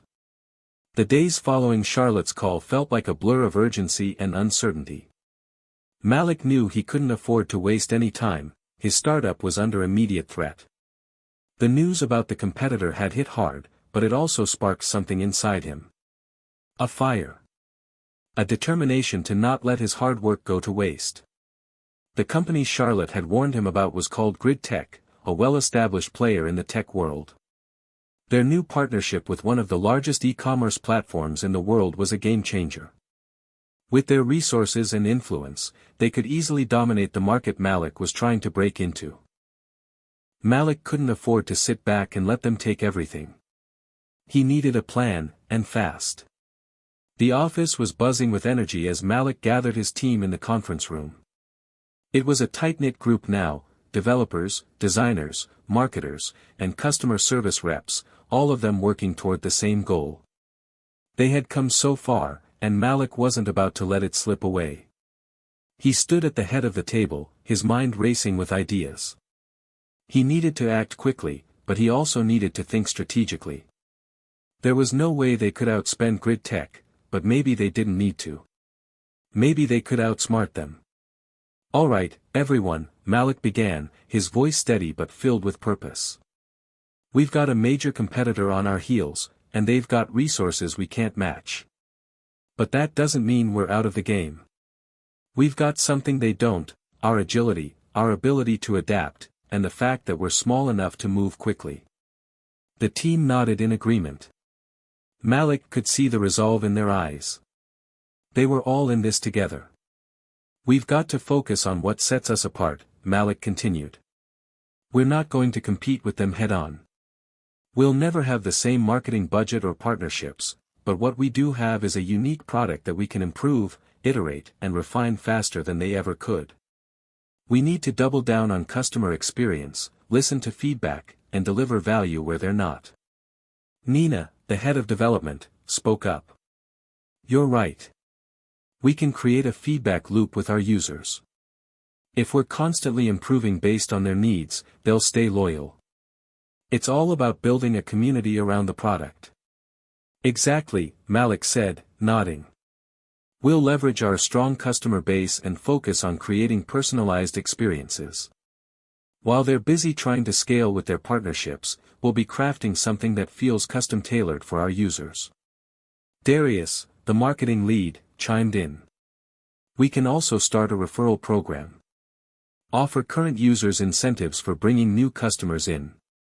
That way, we grow organically while Grid Tech is throwing money at the problem." Malik smiled, feeling the momentum building. "I like that idea. And let's push our social media presence even harder. We can't afford expensive ads, but we can create content that speaks to the unique value we bring. Let's showcase our user stories and how our platform is making a difference in their lives. The authenticity will resonate." As the team brainstormed ideas and mapped out a plan, Malik felt a sense of calm begin to settle over him. They had a strategy. It wasn't perfect, but it was something they could execute quickly. They had no time to waste. The next few days were a blur of activity. They launched an aggressive social media campaign, highlighting real stories from users who had benefited from the platform. They sent personalized emails, offering incentives to existing users for referring new clients. The development team worked around the clock, rolling out new features based on user feedback, making their platform more efficient and user-friendly. But Malik knew they couldn't rely solely on their current users to help them fight back. They needed more exposure. They needed to reach new people, fast. Charlotte had warned him about Grid Tech's overwhelming marketing budget. But Malik knew there were ways to work around it.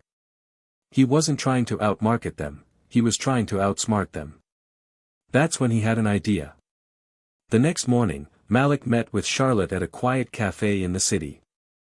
The early spring air was crisp, and as they sat down at a table by the window, he felt the weight of the conversation ahead of them. Charlotte had been supportive, but Malik could tell she was starting to get nervous. She had been the one who had introduced him to potential investors, and she had a reputation to protect. "What's on your mind, Malik?" Charlotte asked, sipping her coffee. "I need your help," Malik said, leaning forward. "I've got an idea, but it's going to take some coordination. I need to get in front of more people, and I need to do it fast.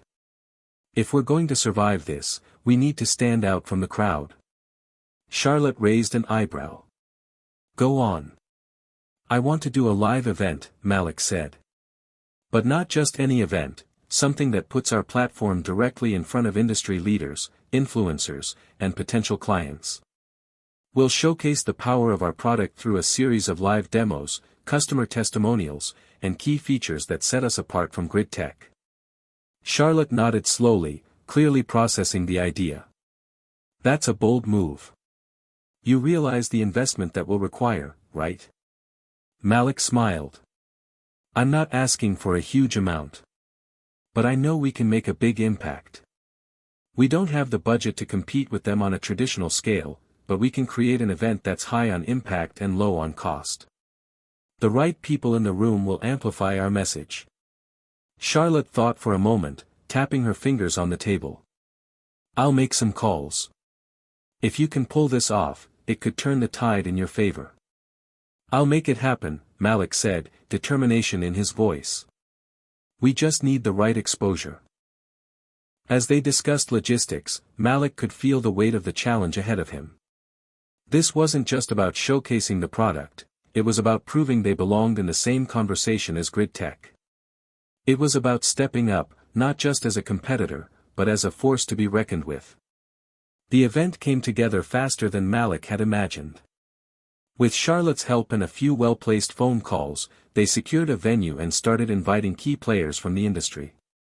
The live demos were set, and Malik was preparing for what would be the most important pitch of his life. The day of the event arrived, and the excitement in the air was palpable.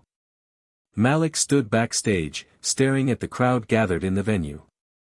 His heart was racing. This was his chance to prove everything.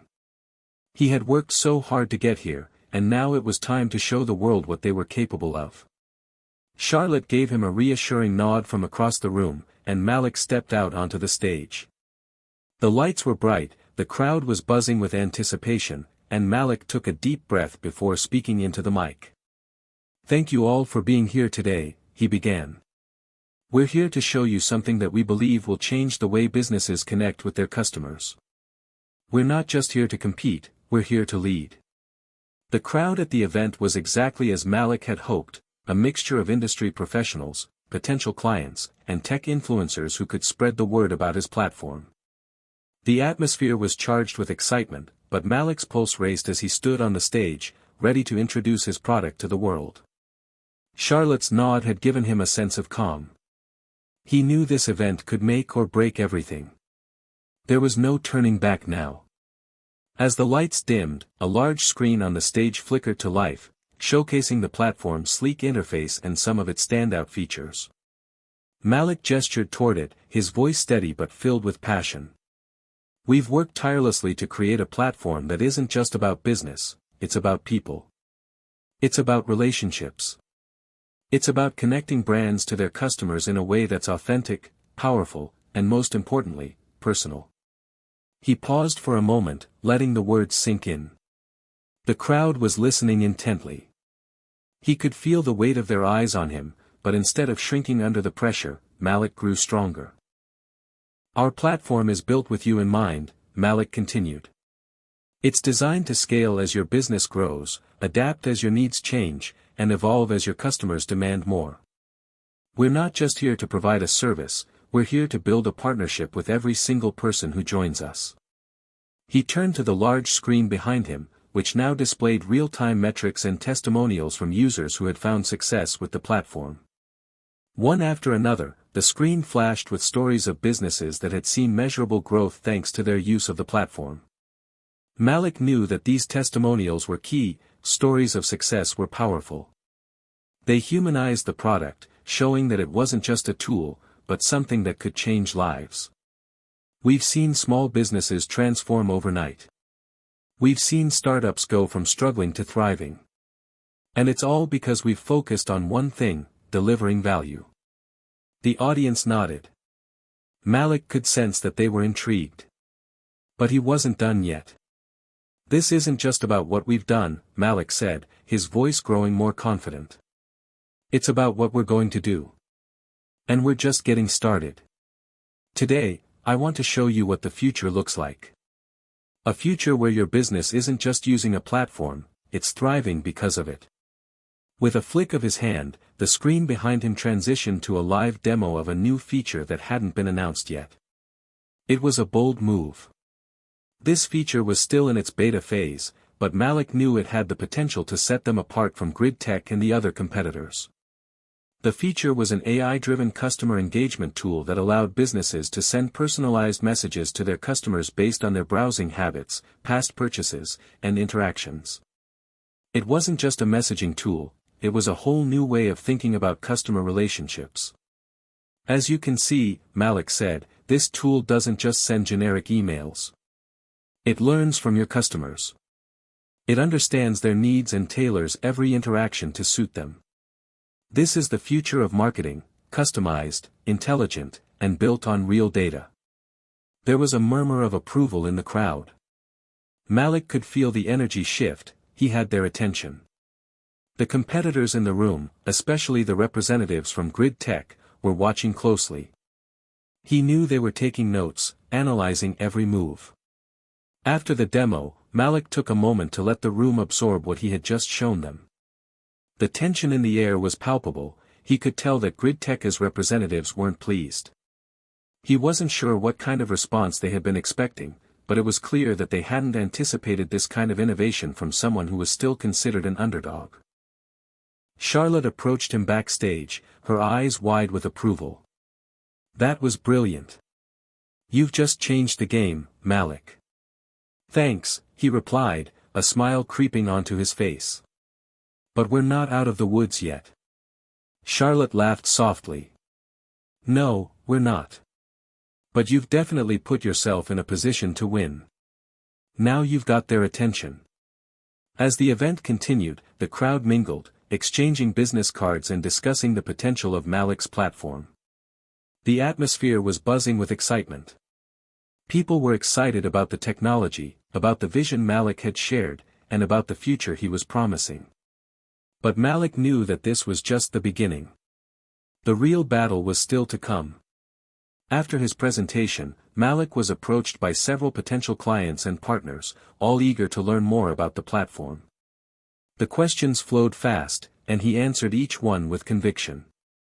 He was more than prepared, he was determined to show them that his platform wasn't just a temporary solution, it was a lasting one. But then, just as he was wrapping up a conversation with a potential investor, a figure appeared at the edge of the crowd. Malik's heart skipped a beat as he recognized the man. It was Evan Mason, the CEO of Grid Tech. Evan was a towering figure in the tech world, charismatic, persuasive, and ruthless. He had built Grid Tech into the powerhouse it was today, and now it seemed that he had come to see what all the fuss was about. He approached Malik with a smug smile on his face, his eyes glinting with competition. Malik, Evan said, extending a hand. I have to admit, I'm impressed. You've got guts, I'll give you that. Most startups wouldn't have the audacity to take us on so directly. Malik shook his hand firmly, trying to keep his composure. Thanks, Evan. But I'm not here to compete, I'm here to innovate. Evan chuckled, clearly unbothered. Innovate, sure. But let's be real, you're up against a juggernaut. You can't outspend us, and you can't outpace us.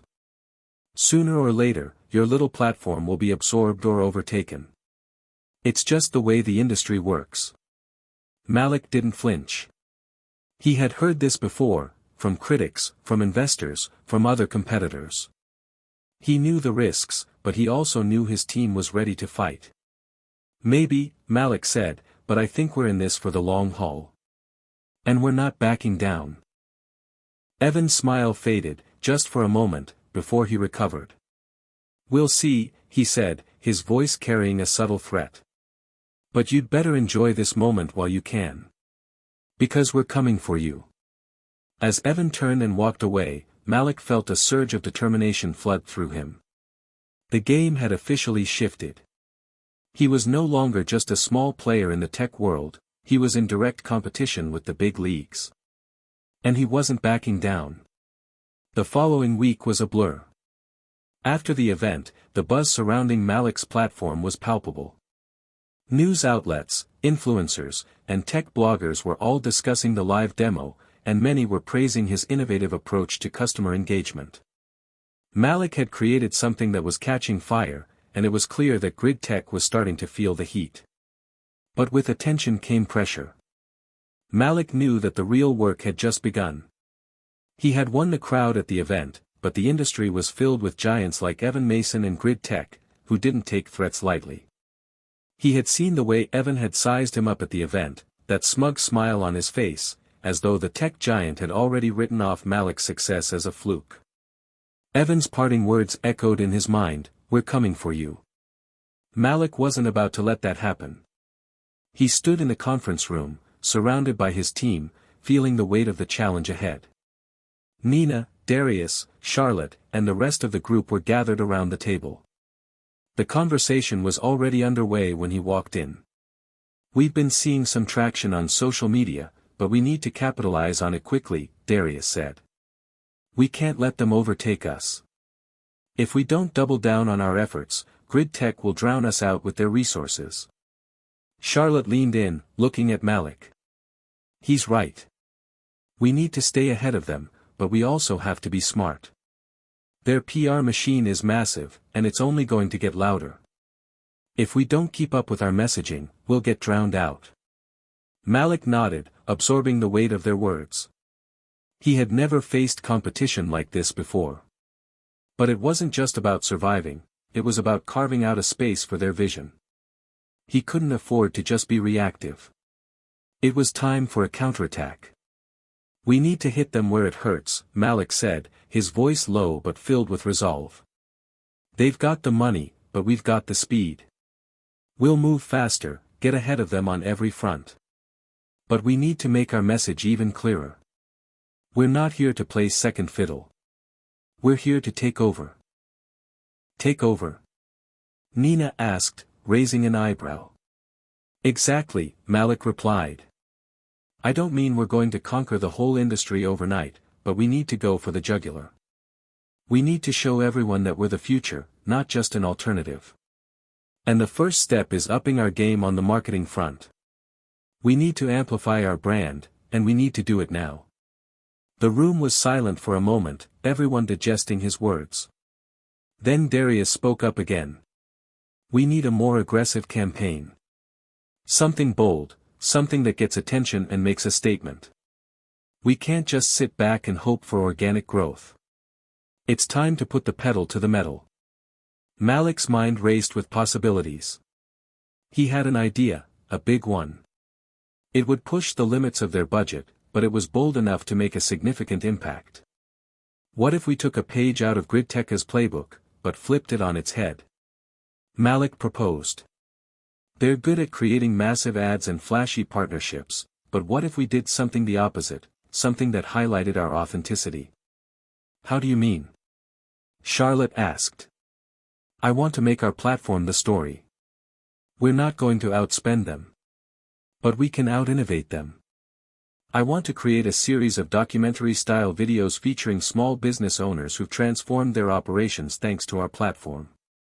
We'll share their journeys, raw, real, and inspiring. Let the people we've helped tell the story for us." Charlotte's eyes brightened. "I love that idea. People don't want another flashy ad, they want something they can relate to. Real stories about real impact. That could cut through all the noise Grid Tech is making." Malik grinned. "Exactly. And let's use influencers to help amplify it. Not the typical, high-budget ones. Let's get people who actually use our platform and believe in it, people who can speak to what we've done for their business. Authenticity wins every time." The room buzzed with excitement. The plan was taking shape quickly, and Malik could feel the adrenaline rush that came with it.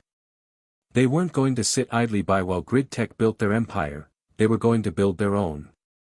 Over the next few days, the team worked tirelessly to put the plan into motion. They reached out to small businesses that had seen real success with the platform and began recording video testimonials. These weren't scripted or polished, these were raw, unfiltered stories of triumph, failure, and growth. Malik personally interviewed several of the business owners, listening to their stories and capturing their emotions as they spoke about how the platform had changed the way they connected with their customers. He watched as they spoke passionately about their successes, and he realized something. This wasn't just about marketing. It was about people. It wasn't about competing with grid tech, it was about creating something real. Something that could help people. And that authenticity, Malik believed, was their edge. Meanwhile, Darius and the marketing team began ramping up their social media presence. They scheduled posts, teasers, and behind-the-scenes footage to build anticipation for the documentary-style videos. The goal was to stir up curiosity and get people talking before the full videos were released. "We're going to make this viral," Darius said with a grin. "I can already see the comments rolling in." But even as they worked on their counterattack, Malik knew the clock was ticking. Grid tech wasn't going to sit back and let them take the spotlight for long. Malik had already heard whispers about a new ad campaign they were preparing, one that would be released soon. But Malik wasn't worried. If anything, he felt more prepared than ever. The more grid tech tried to drown him out, the louder he would make his voice. 2 days later, the first video was ready for release.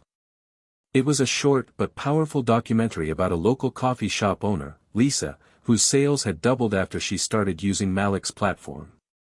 The video was simple, just Lisa talking about her business and how the platform had helped her connect with her customers in a way she never could have imagined. But the authenticity of the story was undeniable. Lisa's passion for her business shone through every word she spoke.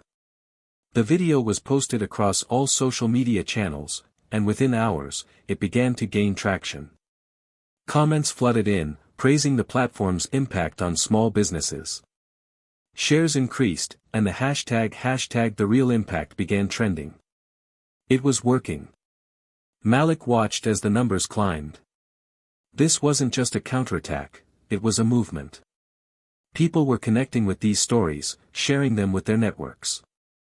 The more grid tech threw money into ads, the more Malik's platform was growing organically, fueled by real, emotional connections.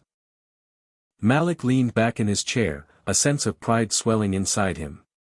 This was just the beginning. They weren't just surviving, they were thriving. And they were going to do whatever it took to make sure that they stayed ahead. Malik sat at his desk, staring at his laptop screen. The viral campaign had exceeded all expectations. Small business owners were sharing their stories on social media, influencers were endorsing the platform, and the press was starting to take notice. It was everything he'd hoped for, but Malik knew that they were entering dangerous territory. Evan Mason and Grid Tech had been quiet for the past few days, but he knew that silence wasn't a sign of surrender. It was the calm before the storm. Malik had been in the business world long enough to know that his success had likely triggered a response, one that could either make or break them. Charlotte entered the room, her face tense. She had a folder in her hand, and Malik knew from her expression that something was wrong. "Is it happening?" Malik asked, not bothering to hide the concern in his voice. Charlotte didn't respond immediately. She set the folder down in front of him and opened it. Inside was a printout of an article from a major tech news outlet. The headline read, "Grid Tech's new acquisition could crush new startup, the rise of a dominant tech giant." Malik's eyes narrowed as he scanned the article. It was all about Grid Tech's latest move, an acquisition of a rival platform that specialized in AI-driven customer engagement. The article suggested that Grid Tech's new acquisition was destined to crush upstart competitors like Malik's platform, and it promised an unstoppable product suite. "It's happening," Charlotte said quietly. "They're doubling down. They've acquired a company with a platform similar to ours. They're going to use their resources to outspend us and flood the market with a competing product." Malik closed the article and leaned back in his chair, letting out a slow breath. It wasn't unexpected, but that didn't make it any less intimidating. Grid Tech was no stranger to buying out competitors. This was their playbook. "We knew they'd make a move," Malik said, his voice measured. "But acquiring another company, that's aggressive." "It's more than aggressive. It's a direct attack," Charlotte replied. "They'll throw their weight behind this new platform. It'll be seamless, especially with their marketing muscle. This is going to be a full-on war, Malik." Malik rubbed his temples, trying to focus. He wasn't surprised by Gridtech's response, but he couldn't afford to panic. If anything, this was the moment where they had to get smarter, faster, and more creative. "We can't match them dollar for dollar," Malik said, his voice firm. "But we don't have to. This is where we make our move. We're going to fight back, harder than before." The next few days were a whirlwind.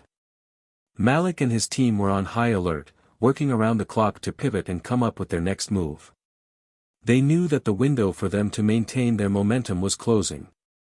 Gridtech's acquisition meant they were about to unleash their full force, and it was only a matter of time before they rolled out their competing platform. But Malik wasn't about to let that happen without a fight. One thing was clear: this wasn't just about technology or product features anymore. It was about the story. The story they told, the narrative they shaped, and the loyalty they built with their users. They had a community now, a group of small businesses that had experienced the platform's impact firsthand. That was their strength, and they needed to leverage it. "We're not just competing on features," Malik said to his team in a meeting. "We're competing on trust. On relationships. On the human side of business. Gridtech can't replicate that with a bigger budget or a flashy acquisition. They can throw all the money they want at this, but it's not going to work if they don't understand what we're doing differently." Darius, always the optimist, grinned. "So, we're going to tell a better story?" "I'm with you." "Exactly," Malik said. "We need to shift the conversation. Instead of focusing on the new product features or what Gridtech is doing, we need to put the spotlight on the businesses we've helped. I want to show the world that we're not just a tool, we're a community that's changing lives. We'll show people what we're really about." Charlotte nodded in agreement. "We'll get more personal with our users. If Gridtech thinks they can just buy their way into the market, they're wrong. Our users have bought into us, and we need to remind them of that." That night, Malik stayed up late, drafting a personal message to their growing community. He wrote, "We've always believed in the power of small businesses. In the courage it takes to step out on your own, the passion that fuels every day, and the resilience it takes to keep going. We've never been about just selling a product, we've been about creating lasting relationships. And that's something no one can take from us." Malik's words were raw and genuine, just like the stories they'd been sharing with the world. He knew that the more he could make people feel connected to the mission, the more they would see his platform as a partner, not just a service. The next day, the message was sent to every subscriber and follower. The response was overwhelming. People thanked Malik for his vision and for believing in them. Business owners shared their gratitude for the ways his platform had supported their growth. The connection between Malik and his community felt stronger than ever. But despite the outpouring of support, Malik knew they couldn't afford to let their guard down. The storm was coming. The following week, Gridtech launched their new product suite, heavily backed by their acquisition. The marketing campaign was slick: polished advertisements, high-profile endorsements, and aggressive ad buys across all platforms. They had spared no expense, flooding social media with their messaging. The tagline read, "The future of customer engagement is here. Bigger. Faster. Better." Malik watched the launch unfold from his office, feeling the weight of the competition bearing down on him. He could see how powerful Gridtech's resources were. They had the ability to put their product in front of millions of people, and the campaign was expertly crafted to attract attention. But Malik didn't panic. Instead, he went to work. "All right, it's time for phase 2, he said to his team. "We're not just going to fight back, we're going to bring something they can't touch. We've got the stories. We've got the people. Now it's time to build an army of advocates who will spread the word." The next phase of their campaign wasn't about pushing product features or slick ads, it was about rallying their user base. They would create a grassroots movement, amplifying the voices of the very people who had experienced the impact of Malik's platform firsthand. This wasn't just a tech war anymore. This was a fight for authenticity, for relationships, and for the heart of the business community. And Malik was ready for the storm. Malik couldn't sleep. He lay awake, staring at the ceiling, thinking about the next moves they had to make. The launch of GridTech's new product had shaken the industry, and the marketing blitz they were rolling out was taking over every social media feed and website. It was hard to ignore the overwhelming presence they had. But in the midst of the storm, Malik had a strange feeling. The more GridTech pushed their sleek, polished product, the more they seemed detached from the very people who mattered the most, the small business owners who had supported his platform from the beginning. Malik knew that his team was right. They couldn't just continue with a typical marketing campaign. They had to go deeper, connect with the human side of their platform, and make sure people understood that this wasn't just about tech, this was about people's lives and businesses being transformed. The next morning, Malik called an emergency meeting with his leadership team. "We're at a crossroads," Malik started, pacing in front of the table. "GridTech is coming at us with everything they've got. And they're doing what they do best, making it look effortless and perfect. But perfection isn't what we're about. It's the real, imperfect journey of small businesses that makes us stand apart." Charlotte, always the pragmatic one, crossed her arms. "So, what's the play here? We're obviously not going to match their ad budget. But we do have something they can't replicate." "Exactly," Malik said, stopping in his tracks. "They can't replicate us. They can't replicate the stories that are coming from our users. The stories of small business owners who are thriving because of what we've created together." Darius leaned forward, eyes sharp. "You're thinking about going even deeper, aren't you? We push more of those stories. More raw emotion. More authenticity." "That's exactly it," Malik replied, nodding.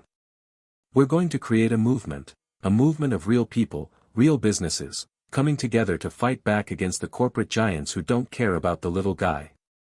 The room went quiet for a moment, as the weight of Malik's words sank in. Nina, the social media expert, broke the silence. "What if we organize a live stream event? A virtual conference of sorts, where we have our users, influencers, and small business owners sharing their stories, and we highlight how they're overcoming obstacles with our platform. It's not just an ad, it's real, it's unfiltered, and it's giving our community a voice." Malik's eyes lit up. "That's perfect. We make it a celebration of small businesses. A platform for them to share their struggles, their triumphs, and how they're doing things differently. It's about empowerment." Charlotte looked thoughtful. "And we can build it up over the next 2 weeks. We'll do live streams, interviews with key users, behind-the-scenes footage of our team, and build anticipation. It's not about the product, it's about the people." "Exactly," Malik said. "We'll flood the internet with stories that matter. People will see the difference." The meeting quickly moved into action. The team immediately got to work on organizing the event, reaching out to influencers, business owners, and partners who had been with the platform from the beginning. They lined up interviews, coordinated live chats, and built hype across every channel. The goal was clear: to turn the tables on GridTech. They had the money, the reach, and the polished product. But Malik's platform had the heart, the authenticity, and the trust of a community that believed in what they were doing. 2 weeks later, the virtual event kicked off. It was nothing like what GridTech would ever produce, a huge corporate launch with scripted speeches and glitzy visuals. This was raw. This was real. The screen came to life with an overhead shot of a bustling local bakery in New Orleans. The camera zoomed in on the owner, Jasmine, who had been using Malik's platform for the past 6 months. She was standing behind the counter, serving customers, but she stopped for a moment to talk. "Before I found Malik's platform," Jasmine said, her voice warm, "we were struggling. We were barely making enough to keep the lights on.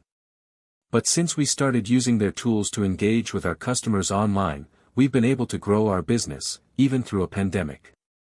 We're doing better than we ever thought possible." The screen cut to another business owner in Chicago, followed by a small-town boutique owner in Oregon. Each had their own story, stories of perseverance, resilience, and the power of community. It was unlike anything the tech world had ever seen. People weren't tuning in to hear a sales pitch. They were tuning in to see how real people, just like them, had found success using Malik's platform. They were tuning in to hear stories that mattered. As the event unfolded, Malik watched the numbers climb. More and more viewers were joining the live stream, commenting in real time, sharing their own stories, and spreading the word about the platform. He had hoped for success, but he hadn't expected this level of engagement. People were becoming vocal advocates, ambassadors for the mission. But the event was just the beginning. The social media buzz was explosive. The hashtag #RealBusinessRealImpact trended for hours, and influencers who had attended the live event shared their own takeaways, encouraging their followers to get involved and support the businesses featured. Malik sat in his office, staring at the screen in disbelief. This was it. This was the turning point. They had done what grid tech couldn't, they had created a movement. It didn't take long for the corporate backlash to begin. Grid tech was silent at first, but within a day, they began to attack. Their social media accounts were flooded with posts that tried to discredit the event, claiming that it was nothing more than a PR stunt. They called out the authenticity of the business owners, accusing Malik's platform of manipulating real stories for publicity. It was a predictable response from a company that had the resources to push back with corporate tactics. But Malik wasn't worried. This was the exact kind of attack they had been preparing for. "We knew they'd try to tear us down," Darius said as they discussed the situation. "But look at the numbers. The engagement is through the roof. And our users, our real users, are standing by us." Malik nodded. "This is the fight we've been waiting for. Let them attack. It's just going to make our message stronger. We're in the business of relationships, not marketing. And people see that now." The next morning, Malik made a bold decision. He knew it was time to push even further. He took to social media, posting a personal message to their followers. "We're here because of you. Your stories, your businesses, your trust. No one can take that from us, not even the biggest tech giants. This is about more than just a platform. It's about creating a community that empowers each other. And we will never stop fighting for that." Within minutes, the message went viral. Comments flooded in, expressing support for the platform. It was clear that GridTech's tactics weren't going to work. They had underestimated the power of the community they were up against. The tide had officially turned. The energy in the air was palpable. Malik sat at his desk, staring at his phone. The numbers were astounding, his platform's user engagement had hit a new high. The social media posts were pouring in, and the movement he'd sparked was spreading faster than anyone could have predicted. Small businesses from all corners of the country were rallying behind him, pushing back against the corporate giants like GridTech. But the storm was far from over. The next phase was just beginning, and Malik knew that they couldn't afford to rest on their laurels. GridTech would not let them go down without a fight. It had been 3 days since Malik's viral message. In the wake of it, GridTech's PR team had launched a full-scale counterattack. Their message was clear: Malik's platform was dangerous, and their grassroots movement was nothing more than a clever marketing tactic designed to exploit the very people it claimed to empower. Malik smiled grimly as he read through GridTech's latest press release. The message was polished, full of corporate jargon, and aggressively framed around the idea that GridTech was the safe and reliable choice. They played up the concept of scale, technology, and financial stability, painting Malik's platform as a mere blip on the radar. But Malik had something they didn't have: loyalty. It was no longer just about the platform's tools. It was about the people behind the tools, the stories of real business owners, individuals who had experienced genuine change. And that wasn't something that could be bought or manipulated. It was time for the final showdown. Malik knew that he had to keep the momentum going. The next move was going to be crucial. He called Charlotte and Darius into his office. "We need to hit back hard, and we need to do it now. Gridtech's press release is just noise. We have to make sure our message stays strong." Charlotte nodded. "They're trying to dismiss us, to downplay what we've built. But you're right, we have to make sure people know that it's not just about the tech. It's about real people, real businesses." "I've been thinking about this," Darius added. "We need something huge, a stunt, something that draws even more attention and flips the narrative. We've got the momentum, but we need to keep them talking about us." Malik's eyes lit up. "I'm listening." They brainstormed for hours, debating different strategies. Malik knew they couldn't just keep riding on the coattails of their community stories forever. It had to be something bold. Something unforgettable. And then it hit him. "Why don't we take this outside the digital world?" Malik said, pacing in front of them. "What if we throw a live event? Not an online stream, but an actual physical event, something that represents the power of small business owners and their ability to fight back. We invite all the businesses we've helped, give them a platform, and bring them face to face with some of the key players in the tech industry." Charlotte and Darius looked at each other. It was a risky move. But it was also a move that could put their platform in the spotlight in a way nothing else could. "You're talking about an actual event?" Charlotte asked, her eyebrows raised. "Yes. An event that highlights our users, our supporters, and shows that this movement isn't just online. We're real, and we're fighting for real people." Darius grinned. "I like it. A real-world event, showcasing our community's strength and telling Gridtech that they can't just bully us with their big budget." The wheels were set in motion. The team had less than a week to pull it off. The event was called The Fight for Small Business Freedom.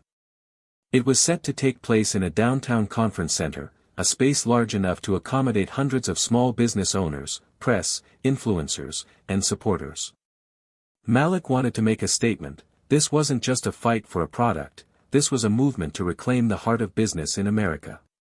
To everyone's surprise, they were able to secure high-profile speakers, including prominent business owners, influencers, and a few surprise guests who had gained a reputation for standing up against big corporations. The event wasn't just going to be a show of force, it was going to be a rallying cry for the underdogs. Malik's team worked tirelessly, building an event that was as raw and authentic as the platform itself. It wasn't about big-name sponsors, fancy staging, or flashy production. It was about the people. The businesses that had used Malik's platform to grow, to survive, and to thrive. The day of the event arrived, and the atmosphere was electric. As Malik stepped onto the stage, he felt a mix of emotions, nervousness, excitement, and determination. The room was packed. There were hundreds of people in attendance, with even more watching online. Malik opened the event with a powerful speech, thanking everyone for their continued support. He spoke about the importance of small businesses, their resilience, and how they have been overlooked by the corporate giants for far too long. "I've spent my life building a platform that empowers all of you," Malik said, his voice steady. "But this event isn't about me. It's about the incredible entrepreneurs in this room. It's about the people who have taken risks, faced challenges, and never stopped fighting for their dreams. You are the heart of this country's economy. And you will not be silenced." The crowd erupted in applause, and Malik's heart swelled with pride. He knew that this was the turning point. This was the moment when everything would shift. Gridtech had been watching. They had no choice but to react. Within hours of the event, Gridtech's CEO, Evan Mason, issued a statement dismissing the event as a desperate publicity stunt and claiming that Malik's platform was nothing more than a flawed product with no long-term viability. But this time, it didn't work. People were seeing through it. The press, which had been initially skeptical, now had to reckon with the reality of the situation. Gridtech, despite all its resources, had become the villain in the eyes of many small business owners. The more they attacked Malik's platform, the more it made him look like the champion of the underdog. As the days passed, the public backlash against grid tech grew. Small business owners flooded social media with their support for Malik, sharing their stories and their appreciation for the platform. Influencers who had initially been hesitant to take a side now stood firmly with Malik, amplifying his message. Grid Tech's efforts to discredit him had failed. The movement was unstoppable now. Malik stood in front of a mirror in his office that night, watching as the latest round of media coverage came in. His platform's numbers were surging, the press was writing glowing reviews, and he had an overwhelming sense that they were on the verge of something much bigger than himself. Grid Tech had underestimated the power of community. And now, it was clear, this wasn't just a fight for business, it was a fight for the soul of the marketplace. The noise of victory had settled. For a moment, Malik sat in the quiet of his office, reflecting on everything that had happened. The last few weeks had been a whirlwind, a battle between underdogs and giants, a clash between heart and corporate might. And in the end, it was the people who had won. The numbers were off the charts. Malik's platform had gained millions of new users, and their visibility had never been higher. Small businesses were thriving, stories were being shared, and the support from the community was unwavering. Grid Tech, despite all their resources, had been caught in the wake of a movement that was too powerful to ignore. Yet, the fight wasn't over. Not completely. There was still work to be done, but Malik had learned something critical in these past few weeks: the true measure of success was never just in the money or the headlines. It was in the impact, the lives touched, and the trust built. As Malik reflected, there was a knock at the door. "Come in," he called, standing up as Charlotte entered, a broad smile on her face. "You look like you've won the lottery," Malik teased, walking over to her. "We kind of did, didn't we?" Charlotte laughed, holding up a tablet. "Look at these figures. Not only are we gaining new users by the second, but we've got some serious investors interested in us now. Grid Tech might have the dollars, but we have the community." Malik grinned. "This feels surreal." Charlotte paused. "Don't let it fool you. The hard work isn't over. We've got to take this momentum and turn it into something sustainable. The platform is only going to continue to grow, but we need to focus on scaling the right way. We can't afford to lose sight of what makes us special." Malik nodded. "I know. We've got to stay grounded." The days that followed were a blur. The media attention was constant. Major news outlets were calling Malik for interviews, asking about his journey, the movement, and the people who had stood behind it all. It felt like they were living in a different world now, one where his platform was no longer a small startup, but a force in the tech industry. But as much as Malik enjoyed the attention, he never lost sight of why they were doing this in the first place: to give the people, real, hardworking people, a voice. One evening, Malik took a call from one of his childhood mentors, a man named Thomas King, a retired entrepreneur who had always been a guiding figure for him. "You've done something incredible, Malik," Thomas said, his voice filled with pride. "I've been following your progress, and I can honestly say, you've built something that will change the way businesses operate for years to come." "I couldn't have done it without the people behind me," Malik replied. "This is all about the community. All of those small business owners, those are the real heroes here." "You've got that right. And what's most important is that you didn't just create a product. You created a movement. I've always believed that true success is about leaving an impact, not just making a name for yourself. And from where I'm sitting, you've done both." Malik was silent for a moment, absorbing the weight of Thomas's words. There was something grounding about hearing those words from someone who had walked the same path before him. "Thank you, Thomas," Malik said softly. "That means more than you know." "Keep your head on straight, Malik," Thomas advised. "Don't lose the heart of what you're doing. People follow you because they believe in what you stand for, not just the tech." Malik took a deep breath, realizing how right Thomas was. The journey ahead was full of uncertainty, but one thing was certain: they had to stay true to their roots. The platform's success would only be as meaningful as the values it was built on. A few days later, Malik and his leadership team gathered in their new, larger office space. The walls were lined with inspiring quotes from their community, customers, and partners. It was a small gesture, but one that kept them reminded of why they were there. "We've made it this far, but this is just the beginning," Malik said as he addressed his team. "We've got more work to do, and we need to continue pushing forward. Grid tech is down, but there will always be new competitors, new challenges. The key is to stay ahead of the curve, keep innovating, and always listen to the voices of the businesses we're helping." Darius, who had been quiet for a while, stood up. "Malik, there's something else we need to talk about. We've been getting interest from some serious investors. Some of them are even offering venture capital." Malik's eyebrows furrowed. "I've always been wary of outside investors. It changes things." "I get it," Darius said. "But with the kind of growth we're seeing, we'll need additional resources to scale properly. We don't want to risk losing momentum. And some of these investors, well, they really understand our vision." Malik sat back in his chair, deep in thought. The idea of accepting venture capital had always been a double-edged sword for him. It meant that the business would grow faster, but it also meant giving up some control. He had always promised himself that he'd never let the heart of the company slip away in pursuit of profits. "Let's meet with them," Malik finally said, his voice resolute. "But we'll set the terms.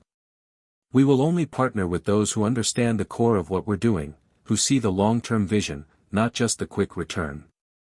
The next few weeks were a whirlwind of meetings, due diligence, and careful negotiations. Malik met with several potential investors, carefully vetting them to ensure they were aligned with the values that had shaped his platform. Eventually, they found the right partners, investors who saw the long-term potential, who were willing to give Malik the freedom to run his company without compromising its mission. The deal was struck, and with it came the resources to expand even further. As Malik stood in front of his team in the new, state-of-the-art office space they had just moved into, he felt a deep sense of gratitude. "You've all been part of something bigger than any of us could have imagined," Malik said, addressing the room. "This is only the beginning. We're going to continue changing the game for small businesses, creating more success stories, and fighting for the underdogs. Because we're not just building a company, we're building a legacy." The room erupted in applause, but for Malik, it wasn't the cheers that mattered. It was the knowledge that they had done something truly remarkable, something that would last long after the headlines faded. As the sun set outside the office windows, Malik looked out over the city. The future was uncertain, yes, but he was no longer afraid. He had the community. He had the vision. And most importantly, he had the heart to lead them forward. The fight was far from over, but he was ready. And this time, he wasn't fighting alone. Hit subscribe and leave a comment with where you're watching from. This story might just spark a new beginning. What's one thing that always pushes you forward, even when things get tough?